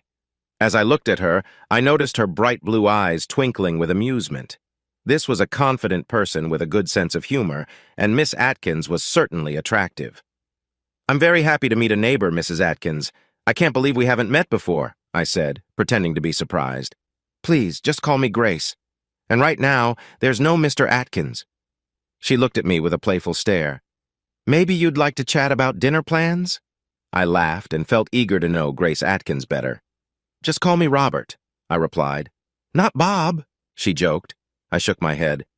"I've never liked Bob." She moved closer and said, "If you're heading upstairs, let's share an elevator and talk more." She took my arm as we walked to the elevators, and luckily she had her keycard ready. She pressed 20. I tried to hold back a sigh of relief. We were alone, and she turned to me, standing close, and asked, "So, how about dinner?" At that moment, I was completely drawn to her charm. Before I answered, I noticed I had no real knowledge about Robert Burns. I hoped that once I got into the apartment, I could find something that would give me a clue about who he was and maybe some background information. Finally, I took a deep breath and said, gently holding her hand, "Grace, I'd love to, but I just got back from Europe, and there are some things I need to take care of." I thought my excuse sounded weak. Here I was with a woman who could have been a Dallas Cowboy cheerleader, and she seemed very interested, but I was holding back. What was wrong with me? I guess it was still the habit of being an engineer always needing a plan. She noticed the bag in my hand and said, "You travel pretty light." I smiled and replied, "Well, the rest of my stuff is in a cabin that's underwater in Italy." She looked at me for a moment and then realized what I meant. "You were on that cruise ship that ran into trouble in Italy?" I nodded. "How terrible." "Not really. I said. "I'm sure I'll have stories to tell for years to come." I chuckled. She moved a bit closer, and when the elevator stopped, she said, "That would include me. I'd love to hear about it. If it wasn't too hard to talk about, of course." She smiled playfully, perhaps sensing that I wasn't the too traumatic type. "I'd be happy to share," I said as we stepped out of the elevator. "How about tomorrow for dinner?" She certainly had a captivating presence. "You know it's not polite to keep a lady waiting," she teased with a smile. I set my bag down and wrapped my arms around her waist, bringing her closer as I said, "I'll make it worth your time." She looked at me, and in her heels we were almost at the same height, and she laughed. "Absolutely!" She lightly touched my lips with a smile.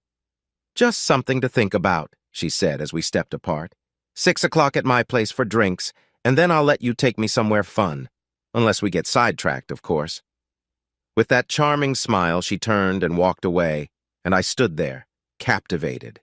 She glanced back as she reached her door and said, "It's that way in case you forgot," pointing down the hall. She laughed as she used her key to open her door. I picked up my bag and shook my head, hoping there weren't too many apartments down that way. "Robert!" she called out. I paused and turned to see Grace leaning against the frame of her open door. With a playful tone, she said, "You know you don't have to pretend with me, Robert. You don't need to say or do anything, just enjoy the moment." I laughed as I watched her step back into her apartment and close the door. It seemed that being Robert Burns might not be as bad as I thought. At the end of the hall was a beautifully carved mahogany door, with no number or name on it. I waved my keycard at the small black pad next to the door and was happy to see the light flash green, followed by the sound of the door unlocking. I tried the handle and pushed the door open slowly. Once it was open enough for me to step inside, I sighed in relief because no alarm went off. I wasn't really worried about finding anyone there since Grace had called me the reclusive Mr. Burns. I assumed that if there had been someone, she would have told me. But I wasn't concerned. People seem to have a way of knowing when a place is empty, and I could tell that by the time I reached the end of the hall, no one was around. I paused as I entered the living room. It looked like something from a fancy magazine. The light wooden floors and the large, striking rug stood out amidst the white walls, ceiling, and chrome furniture. Even the framed pictures were white on white. It felt almost like being inside an igloo.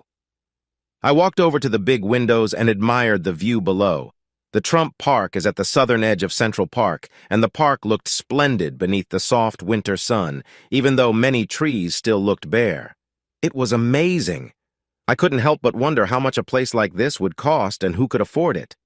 The dining room had a large glass table that could easily seat 12.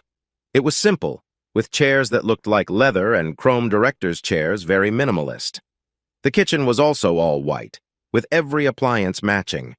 It made me want to buy a bright red coffee maker. It seemed as if nothing had ever been used.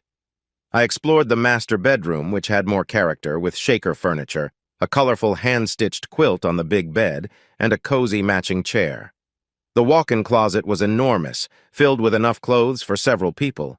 Mr. Burns seemed to have many custom-made suits and outfits for different occasions, most of which looked like they had never been worn.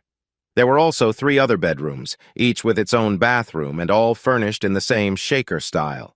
They were painted in soft pastel colors, adding a gentle touch to the home. Maybe this place had been a model, and Burns just bought the living and dining furniture but chose a more personal style for the other rooms. It seemed like only the master bedroom had been truly lived in. Why had he bothered to furnish the others at all? Maybe it just made him feel at home, even when he was alone. There was another room in the back, but it had a very strong lock. I took out my key ring and tried the large key. I was relieved when it unlocked the door. This room was set up as an office. It had a large glass table that faced the windows. There were 2 big flat-screen monitors, a laptop on its station, a wireless keyboard and mouse, and a bright red cordless telephone. I wished my own workspace looked that tidy. I thought of the serious Italian man at the consulate in Florence. He would have been pleased. The hardwood floor had a warm, reddish tone, and there were matching bookshelves on one wall. One of the shelves held a big flat-screen television. The windows were small, but the light was lovely. There were nice prints on the walls, mostly impressionist art. I sat in the comfortable chair and noticed an old wooden filing cabinet with 2 drawers under the desk. One of the smaller keys easily unlocked it. Well, Mr. Robert Burns, what secrets are you hiding? The top drawer held what looked like 12 months of files labeled with the month and year, starting with January 2011. I pulled out December 2011 and found a spreadsheet called Accounts Activity. I gasped when I realized what it showed. Mr. Burns had investments in several stock funds and thousands of shares in various companies. His Apple investments alone were worth $2, $5 million. He had a lot in stable companies, but had also bought a significant amount of shares in Facebook, which was a bit surprising since he didn't even use Facebook. A second sheet showed his trades. Burns was a frequent trader and made money from it. I didn't need a calculator because each sheet summed up his total assets at the bottom. By the end of 2011, he had stocks, mutual funds, and cash worth over $32 million. This made me wonder, why was he on the Costa Concordia? With so much money, why was he on what seemed like a simple cruise, staying in a regular cabin on a ship, mainly for European travelers? I thought maybe it was about gambling. Burns seemed like a wealthy man who liked to keep a low profile. What better way than on a simple cruise among strangers? Who were the people he played cards with? Did he know other regulars who would expect to see him again? With the amount of cash he had, it looked like he was playing smaller stakes, especially compared to the high-stakes games often shown on TV. It seemed Burns was involved in serious trading, but also enjoyed casual card games on cruises where he could remain anonymous. I might never find out, but it didn't really matter. I could live off his money for the rest of my life without lifting a finger. Settling back in the chair, I smiled as I imagined all the things I could buy with that money. I could even think about purchasing Cecilia's castle. But soon enough, reality hit me. Surely there were people who interacted directly with Robert Burns. If I wanted to cash in these accounts or take out cash, I would need to talk to someone. A wealthy person like him probably had a personal banker or manager. He couldn't be completely unknown, could he? I leaned forward and pressed the power button on the laptop. It was password protected, of course. I wondered if he had written his passwords down somewhere. I kept my passwords written down because I could never remember them all. Looking through the file cabinet again, I found a hanging file that held a neatly typed list of his passwords for different accounts. I noticed that most of his passwords were variations of the name Roxana. His login was listed as Roxana 2012. I tried it, and it worked. I was surprised to see the screensaver was a photo of 2 girls, maybe around 11 or 12 years old. One girl had blonde hair, and the other had very dark hair. They were thin and nice-looking in a young way, wearing jeans and sweaters. They sat on a sunny brick porch with one girl seemingly reading to the other. They didn't seem to notice the camera. Was Robert Burns involved with preteen girls? Would I find more concerning pictures on his computer? I told myself to calm down. There could be another explanation. Still uneasy about what I might discover, I was relieved that he used the same Windows 7 for professionals that I did, so navigating it was easy. I didn't want to look through his photo files, but I needed to check if I needed to leave and become James Anderson again. I let out a breath when I saw only one folder labeled Roxana 2011. When I opened it, I found the screensaver photo and about a dozen others taken in what seemed to be the same place on the same day. Some of the pictures were taken from a distance, outside a wrought iron fence. Burns, or someone he hired, had taken these pictures of the girls, and I wondered if one was Roxana and why they had to be watched. I quickly checked other computer files and even looked for hidden ones, thankfully finding nothing. What a relief.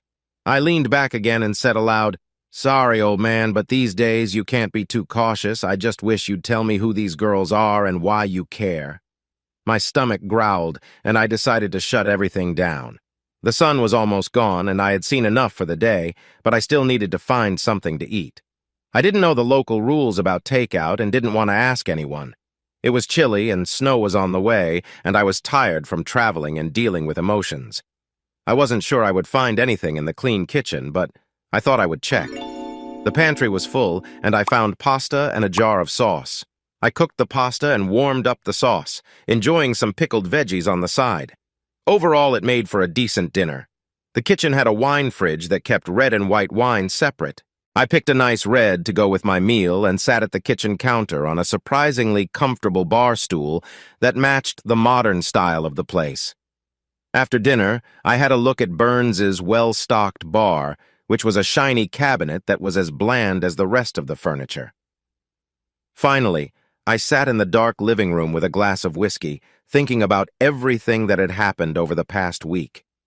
It had only been a week since I escaped the Costa Concordia and left my old life behind. With all the traveling and time changes, I had very little time to relax or think. It felt like I had been holding my breath, waiting for something to disturb the careful situation I was trying to create. Most likely, the only reason I was in this expensive apartment was due to a stroke of luck. During my travels, I had achieved one important thing. I had found Cecilia. While at Charles de Gaulle in Paris, I found a place that sold detailed maps of Italy. While waiting in the first-class lounge for my flight to New York, I studied the map and found a place called Castello di Montalto. This seemed promising. Then I used one of the computers to go online. When I searched for Castello Montalto, I found Cecilia. It was a castle turned into a hotel. She was listed as the hospitality manager. My heart raced as I looked at her photo.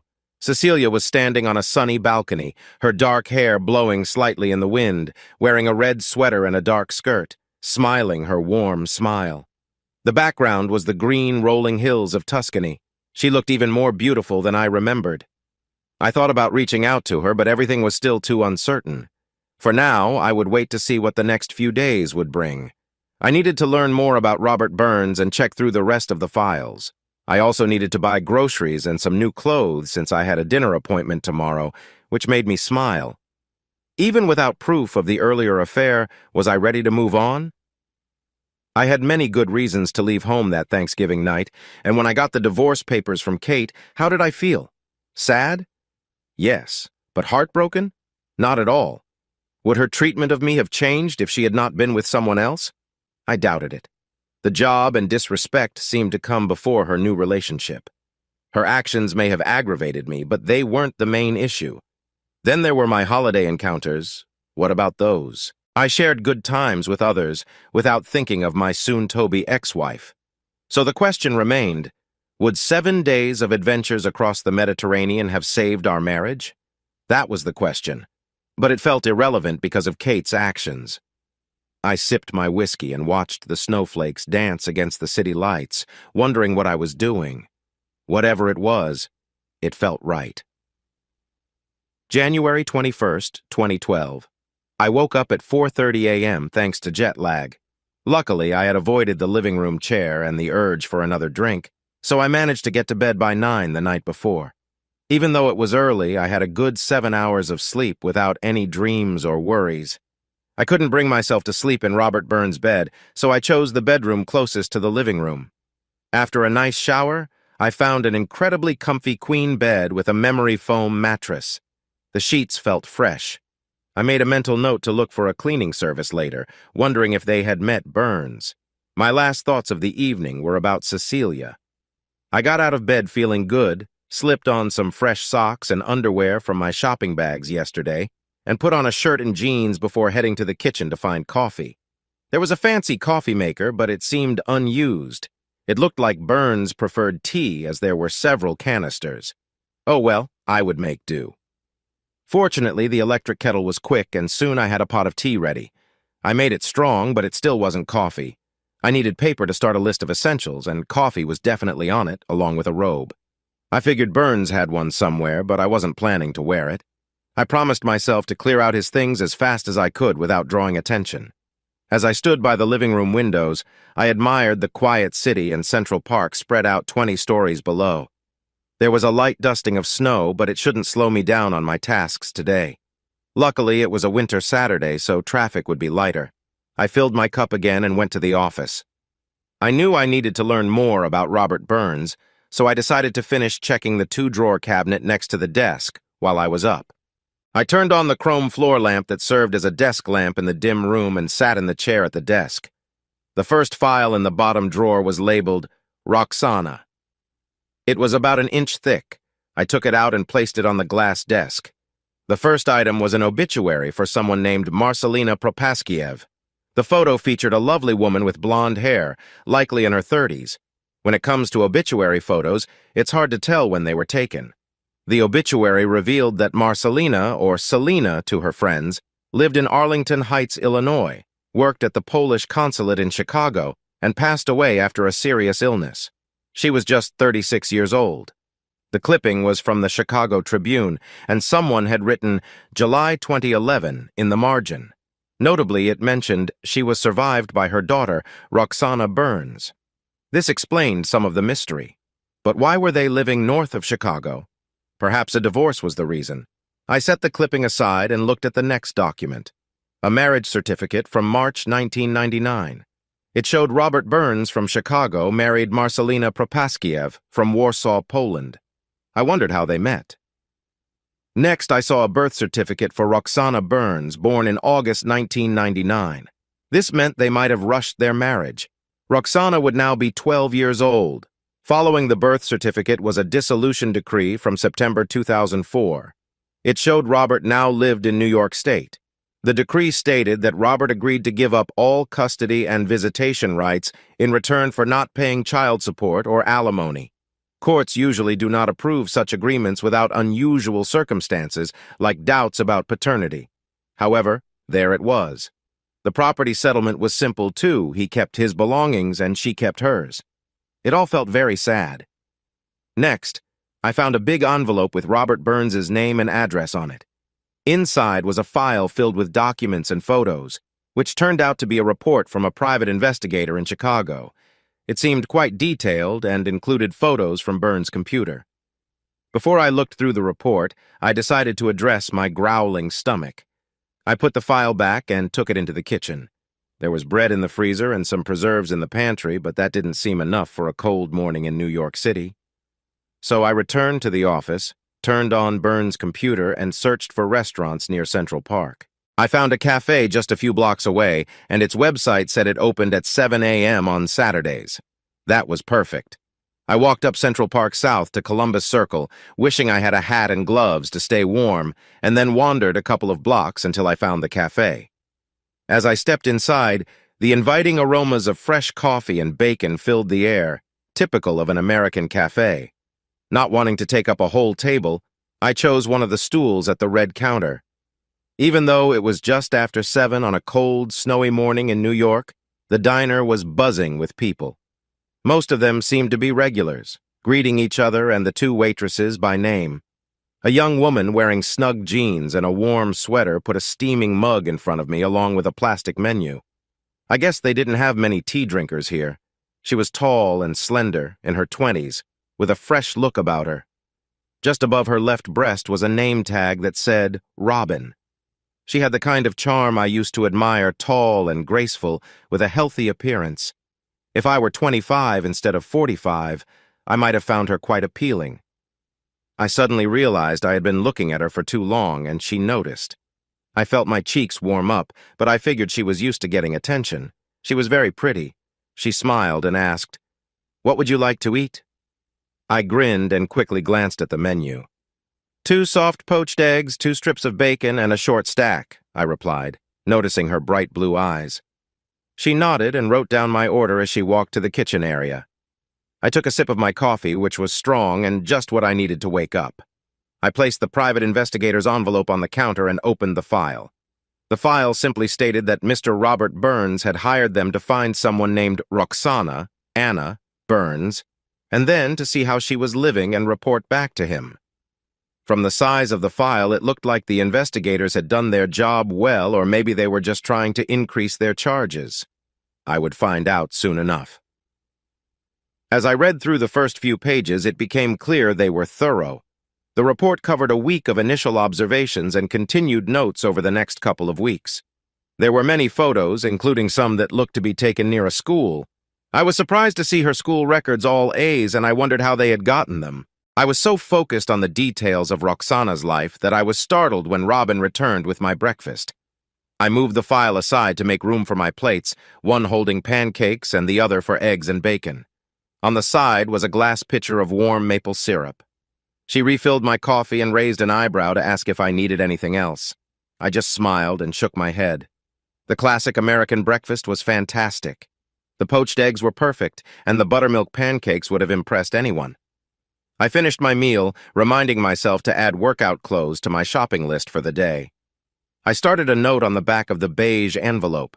When I read the report, I found out that Roxana Burns, who went by Anna, was in foster care in Illinois. I wondered if anyone had tried to find her father. The report talked about her foster parents' lives and included a credit report. Alice and Jamie Staples seemed like nice, hard-working people. They were in their 50s, with Jamie retired because of a disability from his job as a heavy equipment operator, while Alice worked part-time at an insurance company. They only took in a couple of foster kids at a time, and there were no complaints about them. Kids from their home found families easily. They seemed to be caring people, taking good care of the children they had, even with limited resources. There was a note about a girl in the pictures. Her name was Erlia Kronis, an orphan who lost her parents in a tragic event when they moved to the U.S. from Greece. She was 8 then and had not spoken since. She also struggled with being around many people. In the few months that Roxana had been with the Staples, she had become friends with Erlia, and they were very close.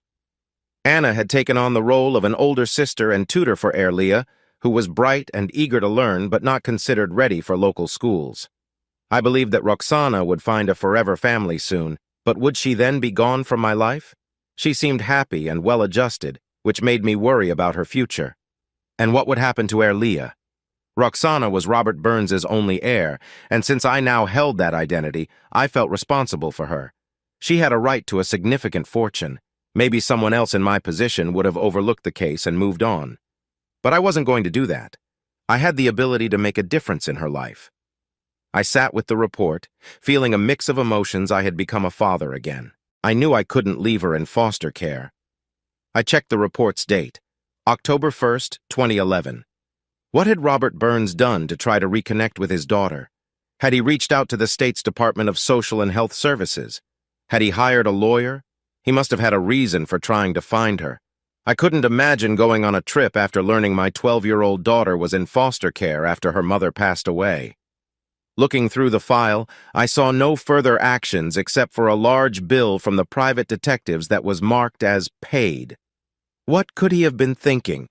Did this have to do with losing custody? Was the divorce so difficult that he could forget about his only daughter? The divorce papers showed things were shared fairly, and there was no sign of a new wife or other children in his home. What was I missing? I was so focused on the file that I didn't notice Robin left a ticket for my breakfast. The small tan slip was filled out in neat handwriting, which suggested she had good teaching and writing. I saw her in a corner booth. I left the cash on the counter with a good tip and stepped outside, greeted by a cold wind, gray skies, and some snowflakes. Even with the weather, my mind was on the lives of 2 girls who were now without parents. Before I reached Trump Park, I promised myself to do everything I could to improve their lives, even if it meant taking on a fatherly role. A plan was starting to form. Maybe I could avoid the mistakes I made with my own children. I was determined to make sure Roxana Burns was connected with Robert Burns, at least my idea of Robert Burns, and I would do my best to support Erlia Kronis. It was too early to shop, so I went back to the condo in Burns's office. I put the report on the desk and looked at the Roxana file again. There wasn't much else, but I found a light blue envelope addressed to Burns, and the handwriting was clearly feminine. The return address and date on the envelope were from Arlington Heights, Illinois, dated July 1st, 2011. Inside was a single sheet of matching light blue paper with very neat handwriting. I could sense a mother's sadness as I read. My dearest Robert, I know I have no right to use loving terms with you because of the mistakes I've made, but aside from a brief, unstable time 7 years ago, I have always loved you. It's a common saying that you only realize what you've lost after it's gone, and that's exactly what happened. I am truly sorry for the pain I caused you and for taking Anna away from you, the child you loved more than anyone ever did, and she loved you very much. I remember how she cried when I made you leave. Michal was never really her father. He was just a smooth talker who made empty promises and then vanished. Then you came and, like a hero, you saved me. Your kindness and love helped me become the woman and mother I wanted to be, someone who would make you proud. At first, I thought what I felt was just thankfulness, but then I understood that I loved you. I loved your kindness, your patience with my moods, your support during my pregnancy, and most importantly, how you loved me without expecting anything back, and how you cared for little Anna. After you helped me, I was foolish for a long time, denying the feelings I had kept hidden. When Michal came back reassuring me with false words, I made a terrible choice. I hurt you and betrayed our love. I will carry the pain I caused you in my heart forever, along with the memory of your face when I told you I was leaving for Michal. I cannot face you and ask for forgiveness for what I did, but I do ask you to take care of Anna. Please love her as I know you always have. Michal never truly wanted her unless it benefited him, which I learned the hard way. I could never accept that. When he learned I had signed the divorce papers without asking for anything, he became very angry. I should have noticed the warning signs, but I didn't. When he left, I cried out for you, knowing I would never feel your comforting embrace again. Now I am nearing the end of my life. I worry I am being punished, but Anna deserves better. Robert, I beg you, please, for the love you have for Anna and maybe for the love we shared, the love I let go, please take Anna. She loves you and always will. She has no one else, and you are a good man. I do not know if I will find peace, but I hope to watch over you and my dear Anna. Perhaps someday, many years from now, we might be together again. I will always be your Selena. Feeling deeply sad, I laid the blue paper on the desk and leaned back in the chair, gazing outside at the gray sky and the snowflakes swirling against the windows. My situation was similar to Robert Burns. It was ironic that we could not hold on to our loved ones, even when we cherished them so much. I felt overwhelmed by sadness, sad for my wife and children who were gone, sad for a young woman who had faced so much pain, sad for two girls who were alone, and sad for a man who had been hurt so deeply that he couldn't respond to the woman who had cared for him but had also caused him sorrow. I rested my head on my arms on the desk, feeling the cool glass, almost letting the sadness and grief for our losses consume me. I lost track of time, perhaps 15 minutes, feeling the emptiness my situation had created. For the past week, my anger combined with trying to adjust to my new identity had kept me going, but now this moment hit me hard, and the weight of these tragedies overwhelmed me. I felt crushed, deflated, and worst of all, lost, caught between two lives. Was I James Anderson? Could I truly be Robert Burns? Finally, I straightened up. All I wanted was to escape my sorrows and retreat from the world that had so captured me over the last several months. I was feeling a bit down, with a mix of emotions I didn't quite understand. What was wrong with me? I looked at the big envelope where I started my to-do list. It sat on the desk next to Marcelina's letter. The first item on the list was marked clearly, reminding me of my duties. I almost chuckled. The silliness of my situation made me feel better. A week ago, I had chosen this path, a path that came from troubles, leading to a condo in New York, a bank and investment account to support me, and most importantly, a chance to build a better future for a daughter. There was no turning back now. Robert Burns was gone, long live Robert Burns. That note on the envelope also reminded me I had plans for tonight, a meeting with a wonderful woman. There was also Cecilia, whom I promised to meet again. James Anderson had left, and I needed to let that part of my life go. Feeling uplifted by these thoughts, I placed Marcelina's letter back in the Roxana file. Then I found the last item in the file. In an envelope from overseas, I discovered a copy of a death certificate. It seemed to be in Polish and had the name Michal Ostrowski on it. The certificate was dated November 10th, 2011. I couldn't tell the cause of death, but it showed he was 43 years old. It was too much of a coincidence. It had to be the Michael who had affected Marcelina's life and fathered Roxana. Robert, what were you up to? Was this what Robert Burns was doing, making sure Michael Ostrowski could never come back and cause problems for his daughter or him? I tried to remember if there was a Polish stamp in Burns' passport. I couldn't recall. I hadn't looked at that passport closely before I handed it over in Florence. Well, Robert, maybe I didn't see you clearly. You weren't just leaving your daughter in care. It seemed you were protecting Roxana and tying up loose ends. Maybe even seeking some kind of justice against a man who complicated your marriage and the life of a woman you cared for. It might be a coincidence, but I wasn't sure. I put the certificate back in its envelope, returned the file to the drawer, and sat for a few minutes, thinking about this information. Had Marcelina told anyone that Ostrowski was the father of her child besides Robert Burns? Burns was named on the birth certificate, so in the eyes of the law in Illinois, he was the father, and unless there was any reason for a DNA test, it would never be questioned. The letter on the blue paper clearly showed what kind of man Ostrowski was. Burns made sure he wouldn't be a problem for either of them. Or did he? The fact that he had a copy of Ostrowski's death certificate said a lot. I figured I might never know unless the NYPD came knocking on my door one day with an arrest warrant from a Polish court. It had been over 2 months since the loss, so I thought it was unlikely, but I decided I needed to get rid of the death certificate. I took the file out of the drawer and grabbed the envelope with the certificate. After a moment, I also took out the blue envelope that held Marcelina's last letter. I held them in my hands. They told a sad story, but were also a risk to Roxana and me. I looked around the office and spotted a shredder next to the file cabinet. I shredded the death certificate first, but hesitated with the blue envelope. There was no need to keep the letter. This letter was Burns's last link to the woman he cared about, who had also brought him sorrow.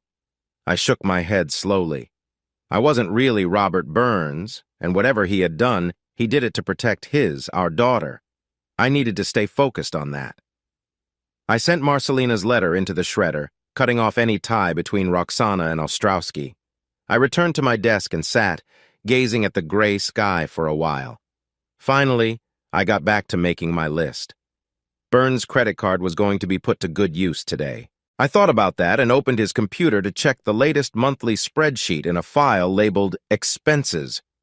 To my relief, I found that Burns had a large cash account set up to automatically pay fees for Trump Park, his credit cards, and it seemed every other expense, including a local grocery store and a cleaning service. I noticed there was no mortgage payment. Find an attorney for Roxana took the place of condoms at the top of the list I was now typing on the computer. I knew it was unlikely I would find an attorney on the weekend. Maybe Grace could help me find one. Speaking of Grace, I wondered if the concierge could assist in getting a last-minute reservation at a cozy but nice restaurant. Actually, that wasn't fair to Grace. She was not snobby at all. At 6:05 p.m., I stood in the hallway outside my door, feeling a bit nervous about my date. I hadn't dated anyone but Kate since before our marriage. I had sent Grace a text on my new iPhone a couple of hours earlier with the details of our dinner reservation, an Italian restaurant highly recommended by the concierge staff. I had spent part of my day at Macy's with a personal shopper named Anthony, so I was dressed nicely in dark wool pants, a blue shirt, a silk sport coat, and stylish boots. I also had a cashmere overcoat with lined leather gloves in the pocket. I could have gone for something even fancier, but there was no need. After seeing what the other residents of the park wore, Macy's was just perfect. I was now wealthy and could wear whatever I wanted, especially since I had passed my first check when I arrived the day before. I had thought about getting a phone, but it didn't take long to decide. Burns already had an account, so I just needed to activate a new phone. Luckily, his Verizon password was written down. I also brought a bouquet of spring flowers, knowing Grace would appreciate the kind gesture. As I walked down the soft, carpeted hallway, I reached Grace's door. It was made of dark wood with 8 panels. My door was a sturdy wood over steel, and hers seemed similar. They looked nice and offered security. I knocked, and the door opened almost right away, as if she had been waiting. I was momentarily surprised by how stunning she looked. I let out a quiet whistle in admiration. She smiled, clearly pleased with my reaction. Before I could really take in her beauty in a dark blue dress, she accepted the flowers and stepped closer to me, closing the door behind us. Her lovely scent filled the air, and as she came near, I felt a warm connection between us. We both seemed to catch our breath at the same moment, but neither of us moved away. I still held my coat, and she had the flowers, but it didn't seem to matter. Looking into her wonderful eyes, Grace said, "Mr. Burns, you are quite impressive. And flowers, too. You've certainly succeeded in your first test." "It's a good thing I was raised well, or we might skip dinner and jump to the next part." She teased. I laughed, feeling the excitement around us. "Now I'll be nervous during dinner." "I don't think you have much to worry about. First impressions mean a lot," she replied with a playful smile, taking a step back. "Please come in, Robert," she invited. I followed Grace down the short hallway, which looked just like mine but was painted a soft yellow and had several pretty seascapes on the walls. I could hardly notice anything besides how gracefully she moved in her dress and heels. Her living room was beautifully decorated, reflecting Grace's taste, warm and classy, mostly furnished with antiques. A lovely fire crackled in the fireplace. "Make yourself comfortable," she said, pointing to the big leather sofa facing the fire. She took my coat and the flowers and went down the hall. I went to the windows. Her view was similar to mine, overlooking Central Park, but felt much cozier. This was a space you wanted to relax in comfortable furniture, elegant decorations, and a small black grand piano in one corner. Many surfaces held framed photos. I walked to the long mantel and noticed a beautiful wooden model ship displayed there. I didn't know much about sailing, but the boat had 2 tall poles and looked big enough to sail around the world happily. Next to it was a silver photo frame showing a younger Grace with a very nice-looking man who was a bit older than her. They were standing on the deck of a sailing boat and laughing together. There was another picture of Grace and the same man with 2 young adults, a boy and a girl, on a white sandy beach. They all looked joyful. I wondered what had happened to him. "Heart attack in the prime of life," she said. I hadn't heard her come into the room. She was holding 2 clear glasses. For a moment, I could see a deep sadness in her beautiful eyes. She handed me one of the glasses, filled with a sparkling drink that has celebrated many moments, and raised her glass, touching it to mine. "To the future, not the past. To the future, not the past," I repeated, thinking how fitting the toast was. "Grace, if you only knew." She guided me to the sofa, and we sat close together. I felt a warm connection, which made me think again about how much I was drinking. We both seemed lost in our own thoughts for a little while. Then she asked, "Robert, tell me a little about yourself now that I've drawn you in." She smiled. "Not much to say. I grew up in Ohio, an only child of older parents who have passed. Went to Ohio State University and then Wharton for my MBA. After that, I moved to Chicago, got married about 12 years ago, divorced, have 1 daughter, and moved to New York. What about you?" I was thankful I had checked the big file cabinet in Burns's office and found he kept careful records. I discovered his diplomas from high school through business school, birth and death certificates for his parents who lived in Cincinnati, and other documents that told some of his life story. She looked at me for a bit, maybe hoping I would share more. Finally, she smiled and said, "That's it, huh? This isn't a speed dating session, you know." I laughed. "No, it's not. I just feel like I've led a pretty ordinary life."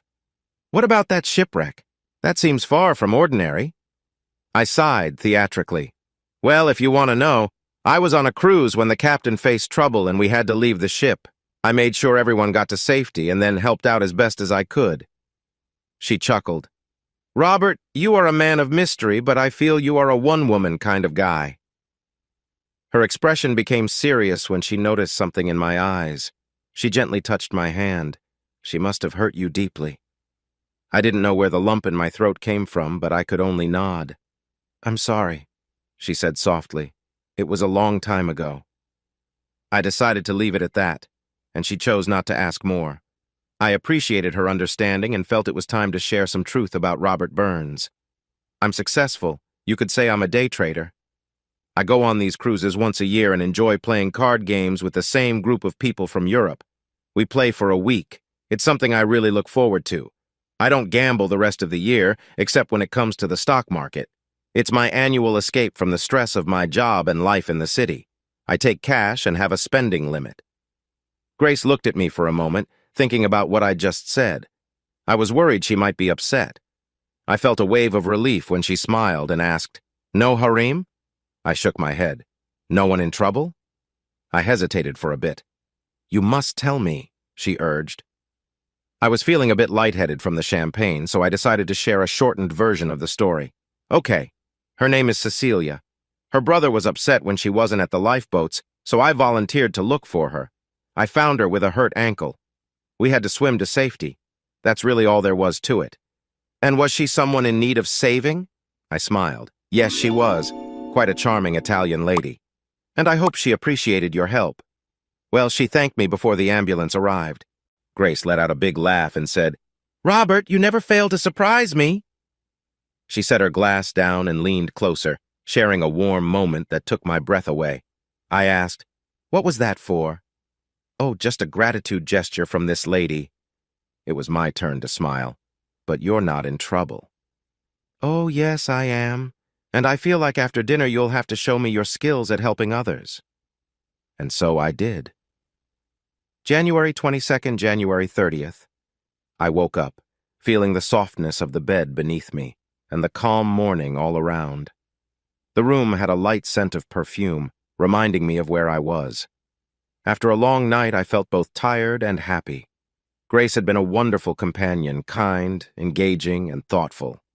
She wasn't in the room, but the smell of coffee and breakfast told me she was in the kitchen.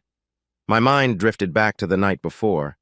It had started with a nice dinner at a cozy Italian restaurant. Grace looked lovely in her blue dress, and we talked easily with each other.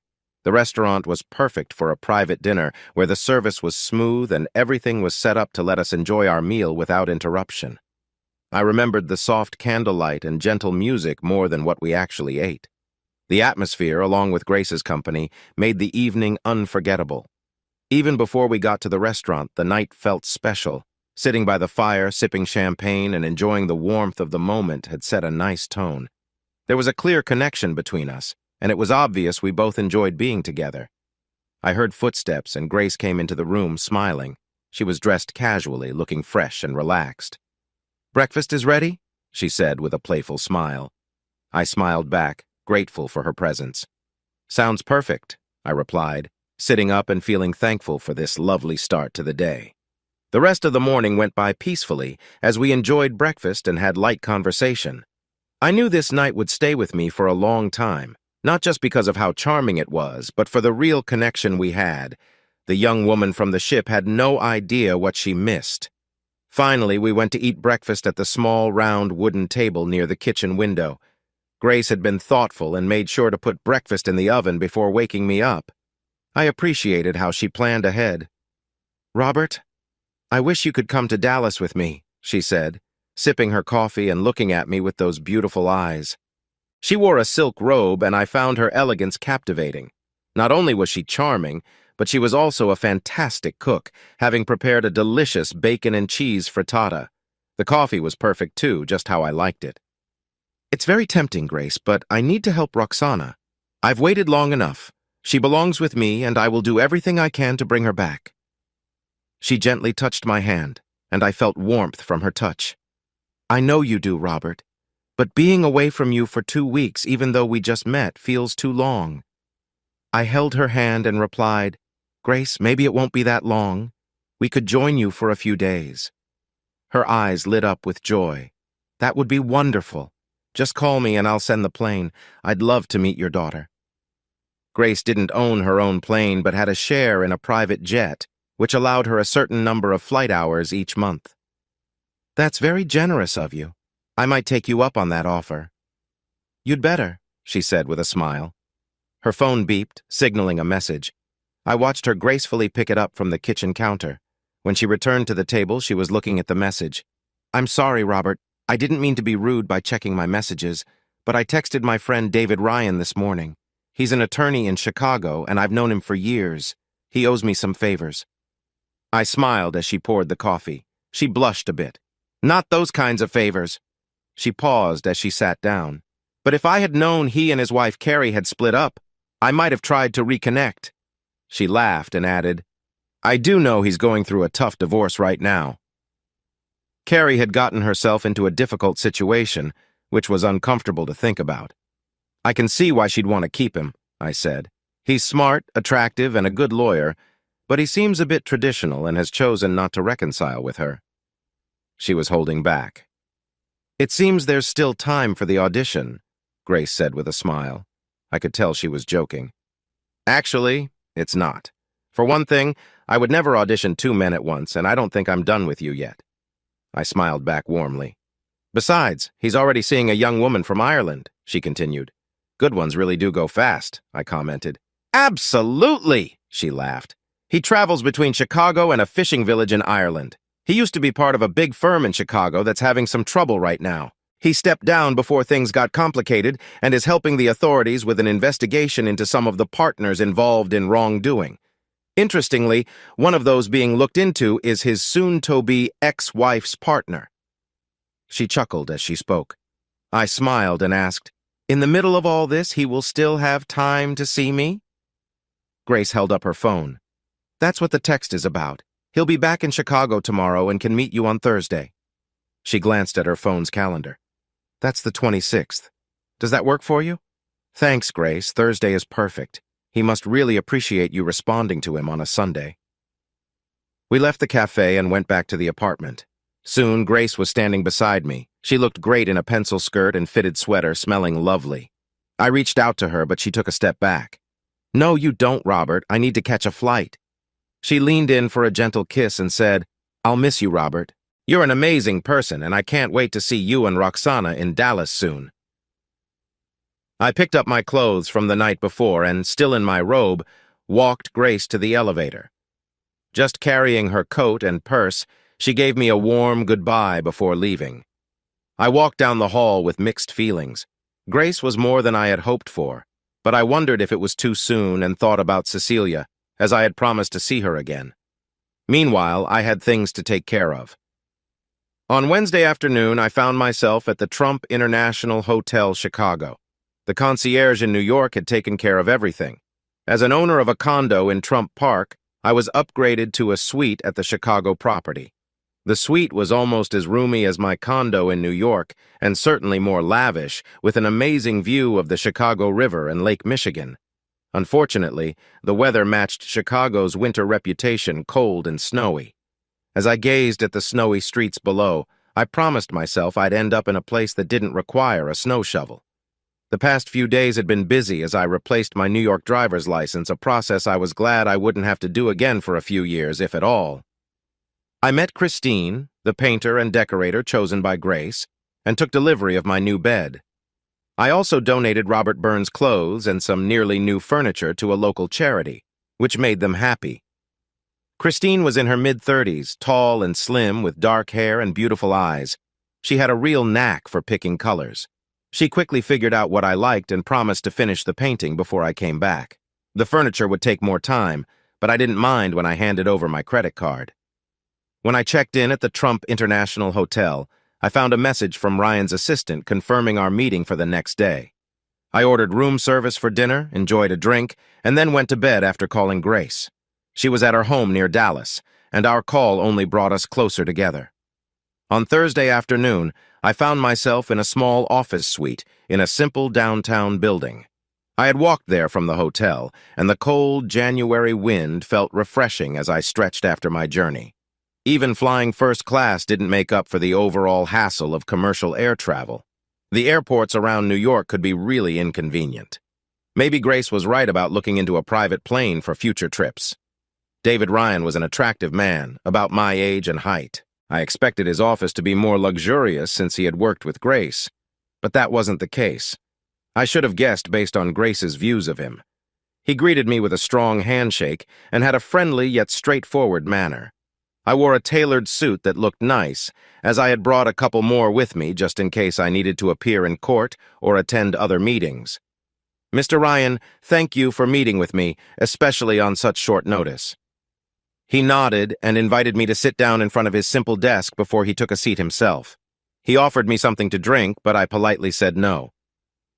"Please call me David. Grace Atkins is a good friend of mine, and after looking over the documents you sent, I see why you want to be back with your daughter. I'm curious why it took you so long after receiving the report from your private investigator." I was ready for this question and answered honestly. When my wife said she was leaving me for another man from her past, I was heartbroken. I noticed a brief change in his expression, reflecting his own feelings of betrayal. To be honest, I went to New York to escape my pain. My wife started making things difficult with visits and cut off communication with my daughter. Even now, I still don't understand why I gave up custody, but I have regretted it ever since. When I finally found her, I hesitated. This whole situation felt like reopening an old wound. I wanted her to be with me, but would she still care for me and accept me? It brought back all the painful memories about my marriage and my child. It was hard to bear. I was scared to go through those feelings again. The situation made me realize what truly mattered. I want my daughter with me, and that's what counts, not my own selfish worries. Ryan looked at me for a moment, then nodded and said, "I'm not an expert in these things. I mainly handle legal disputes and do a lot of criminal work. One of my partners, Carolyn Peters, has experience with cases like this. I've shared some information with her, and I'd like to involve her if that's okay with you." I agreed quickly. The next hour was spent in a large meeting room that overlooked Lake Michigan, where I met Carolyn Peters. She was in her 30s and had a confident presence that made me feel at ease. She was skilled and had an attractive appearance.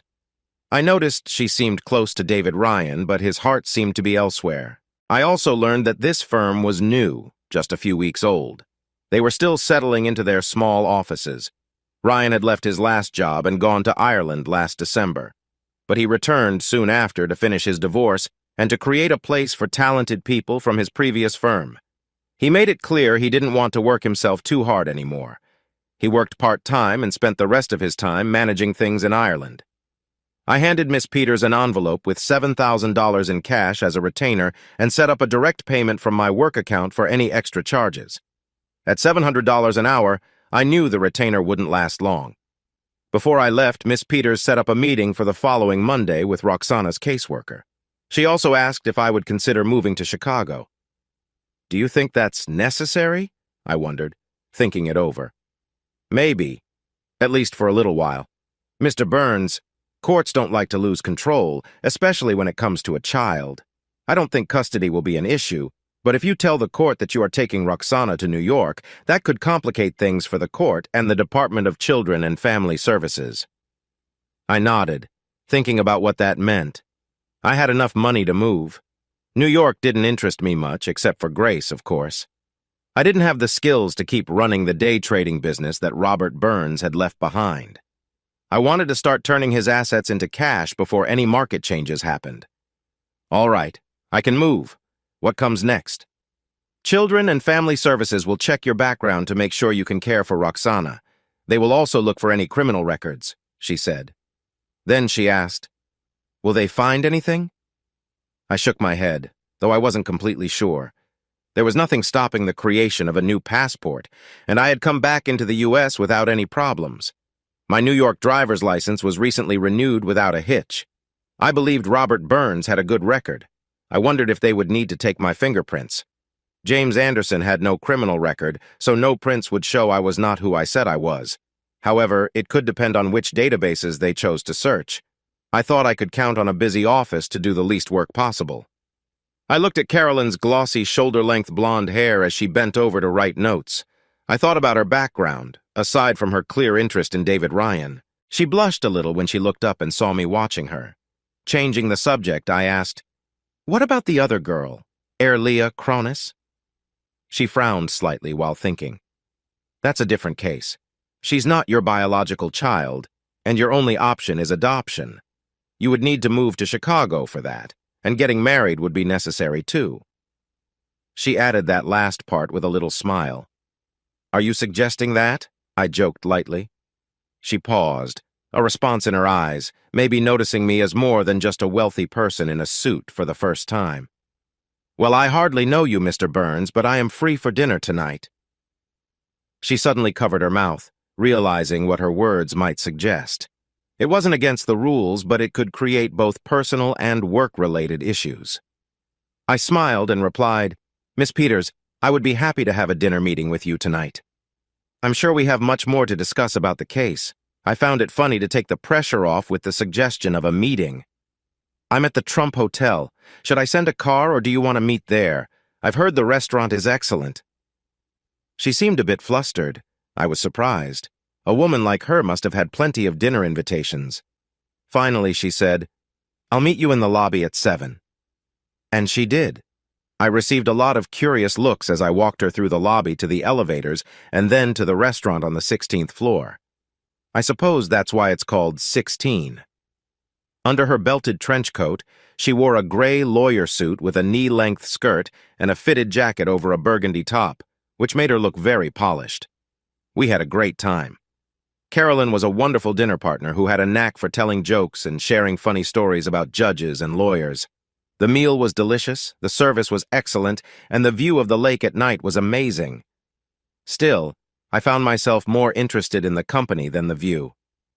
After a nice dinner with some wine, I decided it would be best to call a car to take her home, especially since it was chilly and snow was on the way. Miss Peters didn't need to worry about driving that night. Before she left, I gave her a friendly hug and she smiled warmly as she settled into the car. As I walked back into the hotel and headed to my suite, I caught a hint of jealousy from the doorman.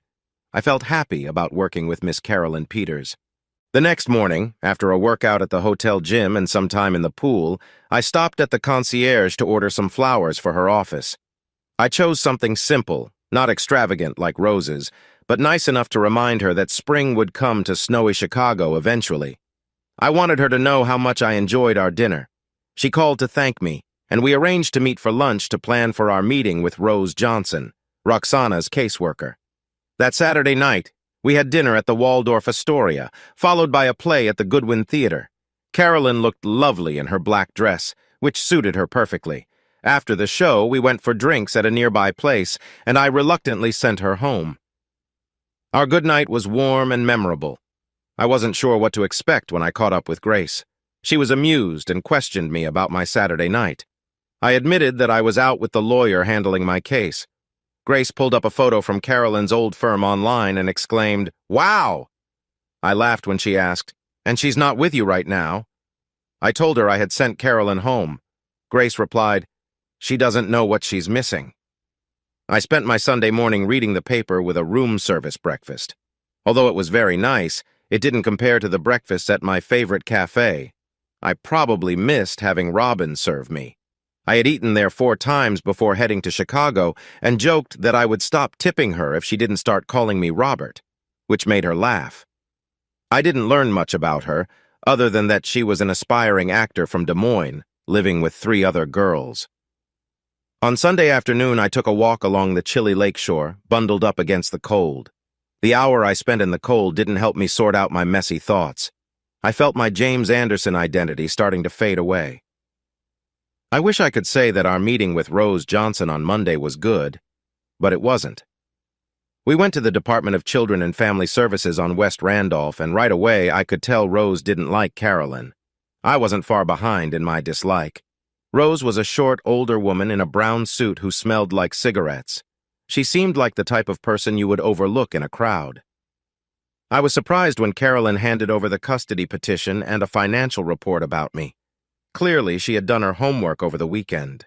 I briefly wondered if she had this report when she agreed to go out with me on Saturday, but I decided that wasn't fair. Rose's eyes widened a little when she saw my financial status and noticed that I owned my New York condo outright. I imagined she was good at keeping her feelings hidden. I was sure that report didn't help my case with her. Carolyn had also prepared a background report from the NYPD and Chicago PD, which showed nothing wrong, not even a parking ticket. "Thank you, Miss Peters. I'll look into this matter," Rose said, but she seemed discouraged. It was hard to believe that any judge would keep me from Roxana without strong evidence against me. Of course, discovering I was pretending to be Robert Burns would certainly be a problem. Erlia was a different issue, and Rose seemed set on delaying any plans for adoption. "Mr. Burns, you should know that while your daughter and Erlia Cronus are close, the Illinois Department of Child Protection prefers adoptions by couples," she said while looking at me over her glasses, clearly disapproving. I felt my frustration growing and was about to speak up, but Carolyn placed her hand on my leg under the table, and I let her take charge. "Miss Johnson, I'm sure Mr. Burns understands that, but we must also remember that the courts need to think about what's best for the child. It seems from Mr. Burns's findings—" Carolyn paused, knowing Rose was aware of the private investigator's report, parts of which were kept private. "That Erlia Cronus might not be suitable for adoption. Her mental health is delicate, and if she is separated from Roxana Burns, it could result in her needing state care for a long time." Rose nodded slightly, showing she understood. Carolyn had pointed out the crucial issue, not just the welfare of the child, but also the cost of keeping a child in the system. In Johnson's thoughts, Burns may not seem like the best choice for an adoptive parent. However, he had the means to take in a child who would rely on the system until she turned 18 and possibly longer.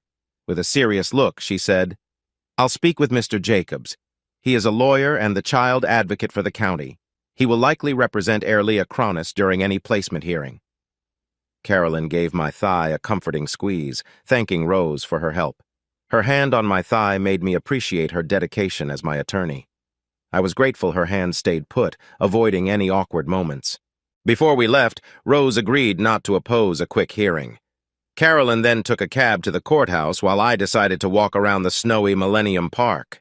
Carolyn knew the judge well and thought meeting the clerk in person would be easier than scheduling online. After about an hour of walking in the cold, feeling half frozen, I was on my way back to the hotel when my phone rang. "Robert, I have great news. Judge Downey has set a hearing for next Thursday, the 2nd. We will discuss custody for your daughter and have a separate hearing about Erlia Cronis." "Carolyn, that's amazing. Where should we go to celebrate?" There was a long pause. I wasn't sure if she was finding a place or contemplating something else. Finally, she said, "How about Charlie's Steaks? I need to head back to the office, but maybe at 7. I'll meet you there. I have to run. Bye." I smiled as I continued to my hotel. I had a dinner date with an interesting young woman, but more importantly, I felt good about the upcoming resolution of my custody issue with my daughter. Yes, I had started to think of Roxana as my daughter. I felt hopeful that I would succeed. But that thought made me stop for a moment. What would happen then? What would I do if both the custody and adoption requests were approved? I would be responsible for 2 young girls. Lost in thought, I returned to my suite and took out my laptop to make a list of things I needed to prepare. The biggest question was where we would live. If the judge agreed, I could bring the girls back to New York. There was enough room in the condo, but what about schools? I had no experience with New York public schools, nor did I want to deal with that. I could afford to send the girls to private school. But what about Erlia? She was bright, but struggled to connect with others except for her foster parents and Roxana. Maybe a tutor or a teacher for homeschooling would be a good idea. Did New York allow that? I needed to find out. I could think about moving us to a brighter, warmer place. Maybe getting passports and moving to Italy would be a good idea. My mind was racing with possibilities, and then a big worry hit me. What if the girls didn't want me around or didn't like me? I had never met them before. They seemed happy with their foster parents and their lives. Roxana was doing well in school and was helping Erlia too. Why didn't I try to set up a meeting before all of this? I had planned so much, yet here I was. I took a few deep breaths and reminded myself to calm down. My daughter needed care. Erlia should be with Roxana and in a safe home until she grew up and could stand on her own. I could provide everything they needed and even find support for Erlia. No matter if I had to settle in Chicago, go back to New York, or even head to Dallas, I needed to build a bond with the girls. The more I thought about it, the more I liked the idea of hiring a private teacher. She could travel with us wherever we went. Why did I picture a young woman as their teacher? I enjoyed being around smart people, and their teacher, would need to be skilled and interesting, which made me smile. Then another worry crossed my mind. What if I couldn't adopt Erlia? That would mean we'd stay in Chicago because I couldn't imagine separating the girls. They would be in different homes, but I promised myself to find a place close enough for Roxana to visit Erlia every day. I was sure that Carolyn and I would succeed in the adoption. And what about Carolyn? I was starting to feel close to her. But did she feel the same? Could I just take the girls and leave for New York or Italy without her? I wasn't sure. For all I knew, I might just be a temporary distraction for her. And then there was Grace. Thinking of Grace, I sent her a text to ask her to call when she could. Within 5 minutes, my phone rang. "Congratulations, Robert," she said after I shared the news. "Should I get the plane ready for next Friday?" "Thanks for the offer, but let's wait for the judge's decision first." "How about I book the plane for Friday anyway? We could leave from Chicago Executive Airport around midday. It's a lot easier than O'Hare, and if things don't go well, we can cancel.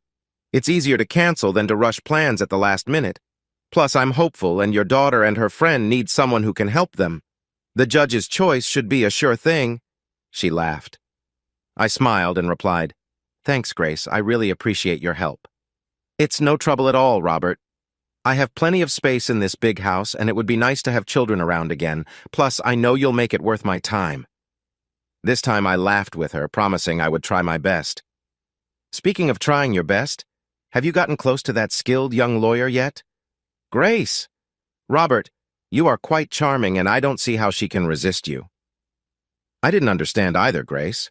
But so far she had kept her distance, and at $700 per hour I wasn't sure I could afford her. We both laughed. After I hung up, I thought about my relationship with Grace. She was an independent woman who talked about auditions, but didn't seem to want a long-term partner in her life. Or maybe she did. I knew we both liked our current arrangement, even if it was brief. I didn't think I should encourage her to pursue other relationships while we were what? Just friends? It was confusing. Perhaps she felt free to take a casual approach to my life because she thought we had no claim on each other. Of course, she knew I would be visiting her once the custody and adoption were finalized, and I would leave Carolyn behind. At least that's how I understood it. This whole situation was new to me. I was usually a one-woman man, but my experiences over the holidays and my feelings for Cecilia had changed things. Was I just reacting strongly to the end of a long relationship? Or was I simply getting used to being single again? I shook my head and thought about what the girls might need. I added clothing to the list. I wasn't sure what else they might need, but instead of shopping on Miracle Mile in Chicago, I decided to let Grace handle that. Maybe Carolyn would enjoy taking them to find traveling clothes before we left on Friday. My date with Carolyn was fun. She was about 15 minutes late, and I was already sitting at a back booth when she walked in, looking a bit rushed. When she gave her coat to the hostess, I noticed she wasn't wearing her lawyer suit anymore. She wore a long, dark skirt and a navy blouse with boots. She looked beautiful as always, and heads turned when she came to the table. As she sat next to me, she greeted me warmly. She smelled fresh and lovely. I wondered if she had gone home to freshen up before meeting me. She excitedly talked about her meeting with the judge. Carolyn had worked with Judge Downey many times and found her fair and concerned about the child's welfare. She thought it was a good sign that the judge would change her schedule to give us an earlier hearing. We chatted like old friends over delicious steak dinners and a bottle of wine. While having Irish coffee, she suddenly grew quiet. I sipped my drink and let her gather her thoughts. Robert, if the judge approves our requests in a few days, on Thursday, what will happen then? I mean, you're planning to return to New York, right? I took her hand. Carolyn, the sooner I can find a stable home for the girls, the better it will be for everyone. So yes, if everything goes well, we'll likely be on a plane to New York on Friday. I chose not to mention a possible stop in Dallas. Oh? I asked. Well, Robert, I've kind of gotten used to having you here. I honestly thought it would take at least a few more weeks. I wanted to make a light comment, but her serious expression stopped me, just as I began to say, Carolyn. A tall, attractive man with dark hair came to our table. He looked to be in his early 30s, possibly of Italian descent, and wore a sharp suit under a nice coat. Carolyn, it's good to see you. We've missed you around here. How have you been? He clearly ignored me completely and spoke to Carolyn as though they shared a history. I felt uncomfortable as her grip on my hand tightened under the table and I noticed her body stiffen. She managed a smile, but it didn't seem genuine. Hello, Chad. We've been busy getting the firm started, so I haven't had much time to go out. His gaze shifted to me, sizing me up. I wondered if he thought he could take me in a fight. It was obvious he was trying to figure out what I was doing with Carolyn. Was it business?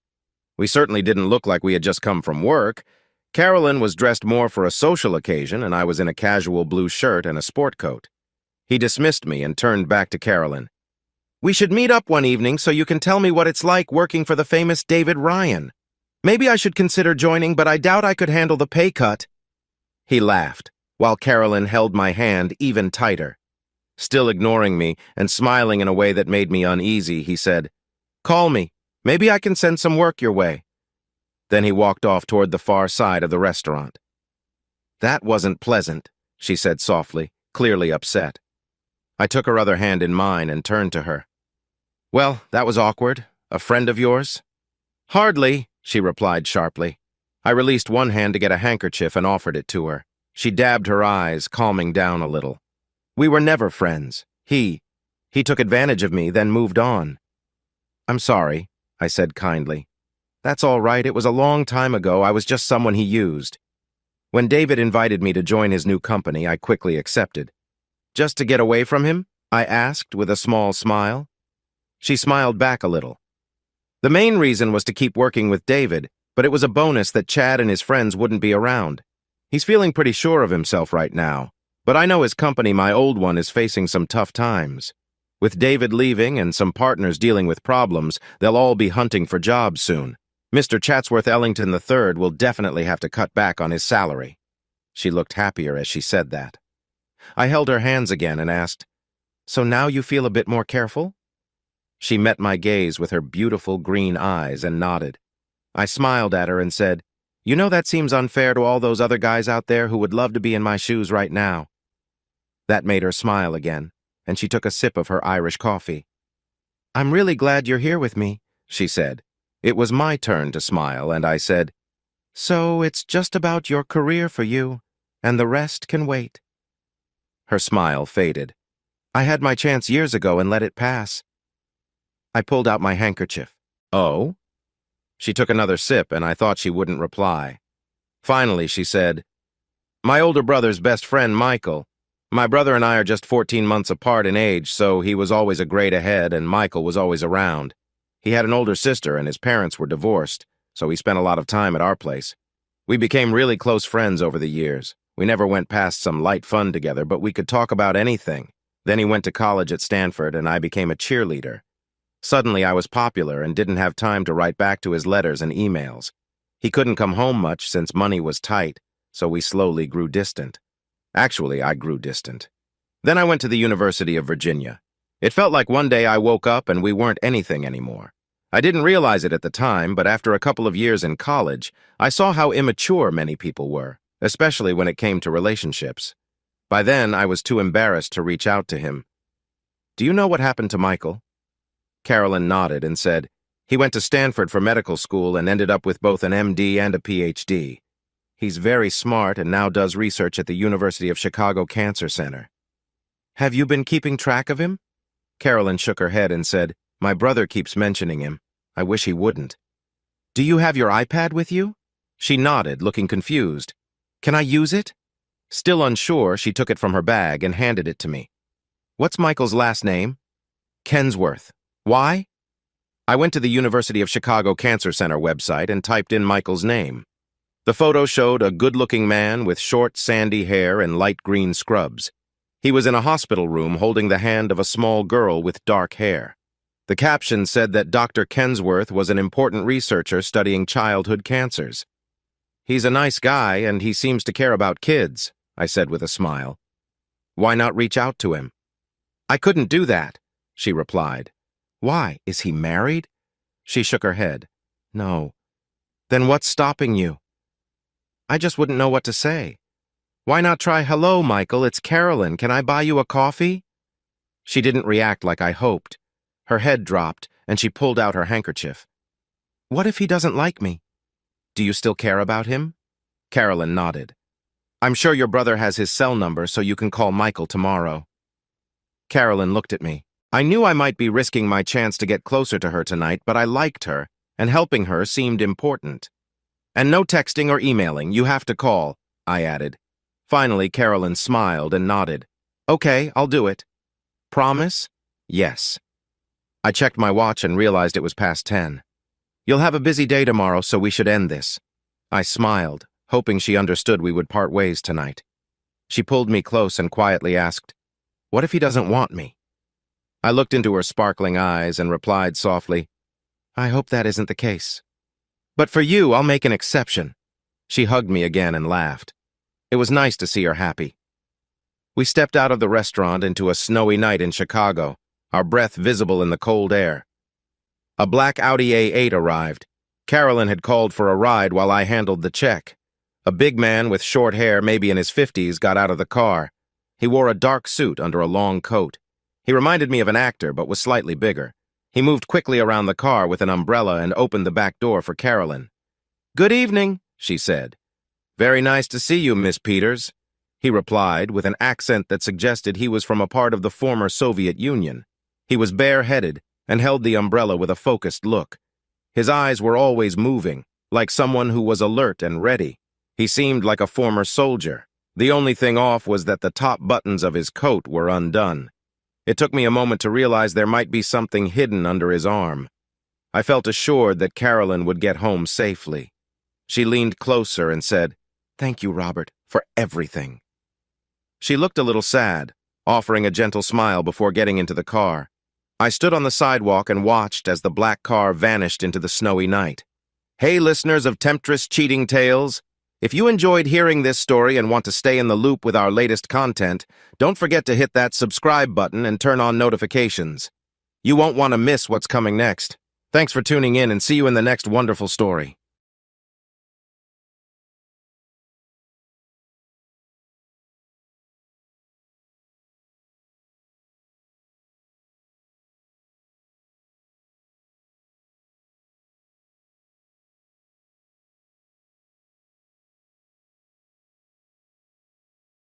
What's up, story lovers? This is the Story Guy, and if you're hungry for crazy tales and mind-blowing narratives, you've come to the right place. Don't forget to smash that subscribe button so you don't miss out on our weekly dose of crazy cheating stories, fun fiction and gut-ripping comedy from around the world. But that's not all. We also create our own original stories, and trust me, you won't find these anywhere else. Want even more spine-tingling reads? Head down to the description and grab our exclusive story collections. Thanks for watching, and I'll catch you in the next video.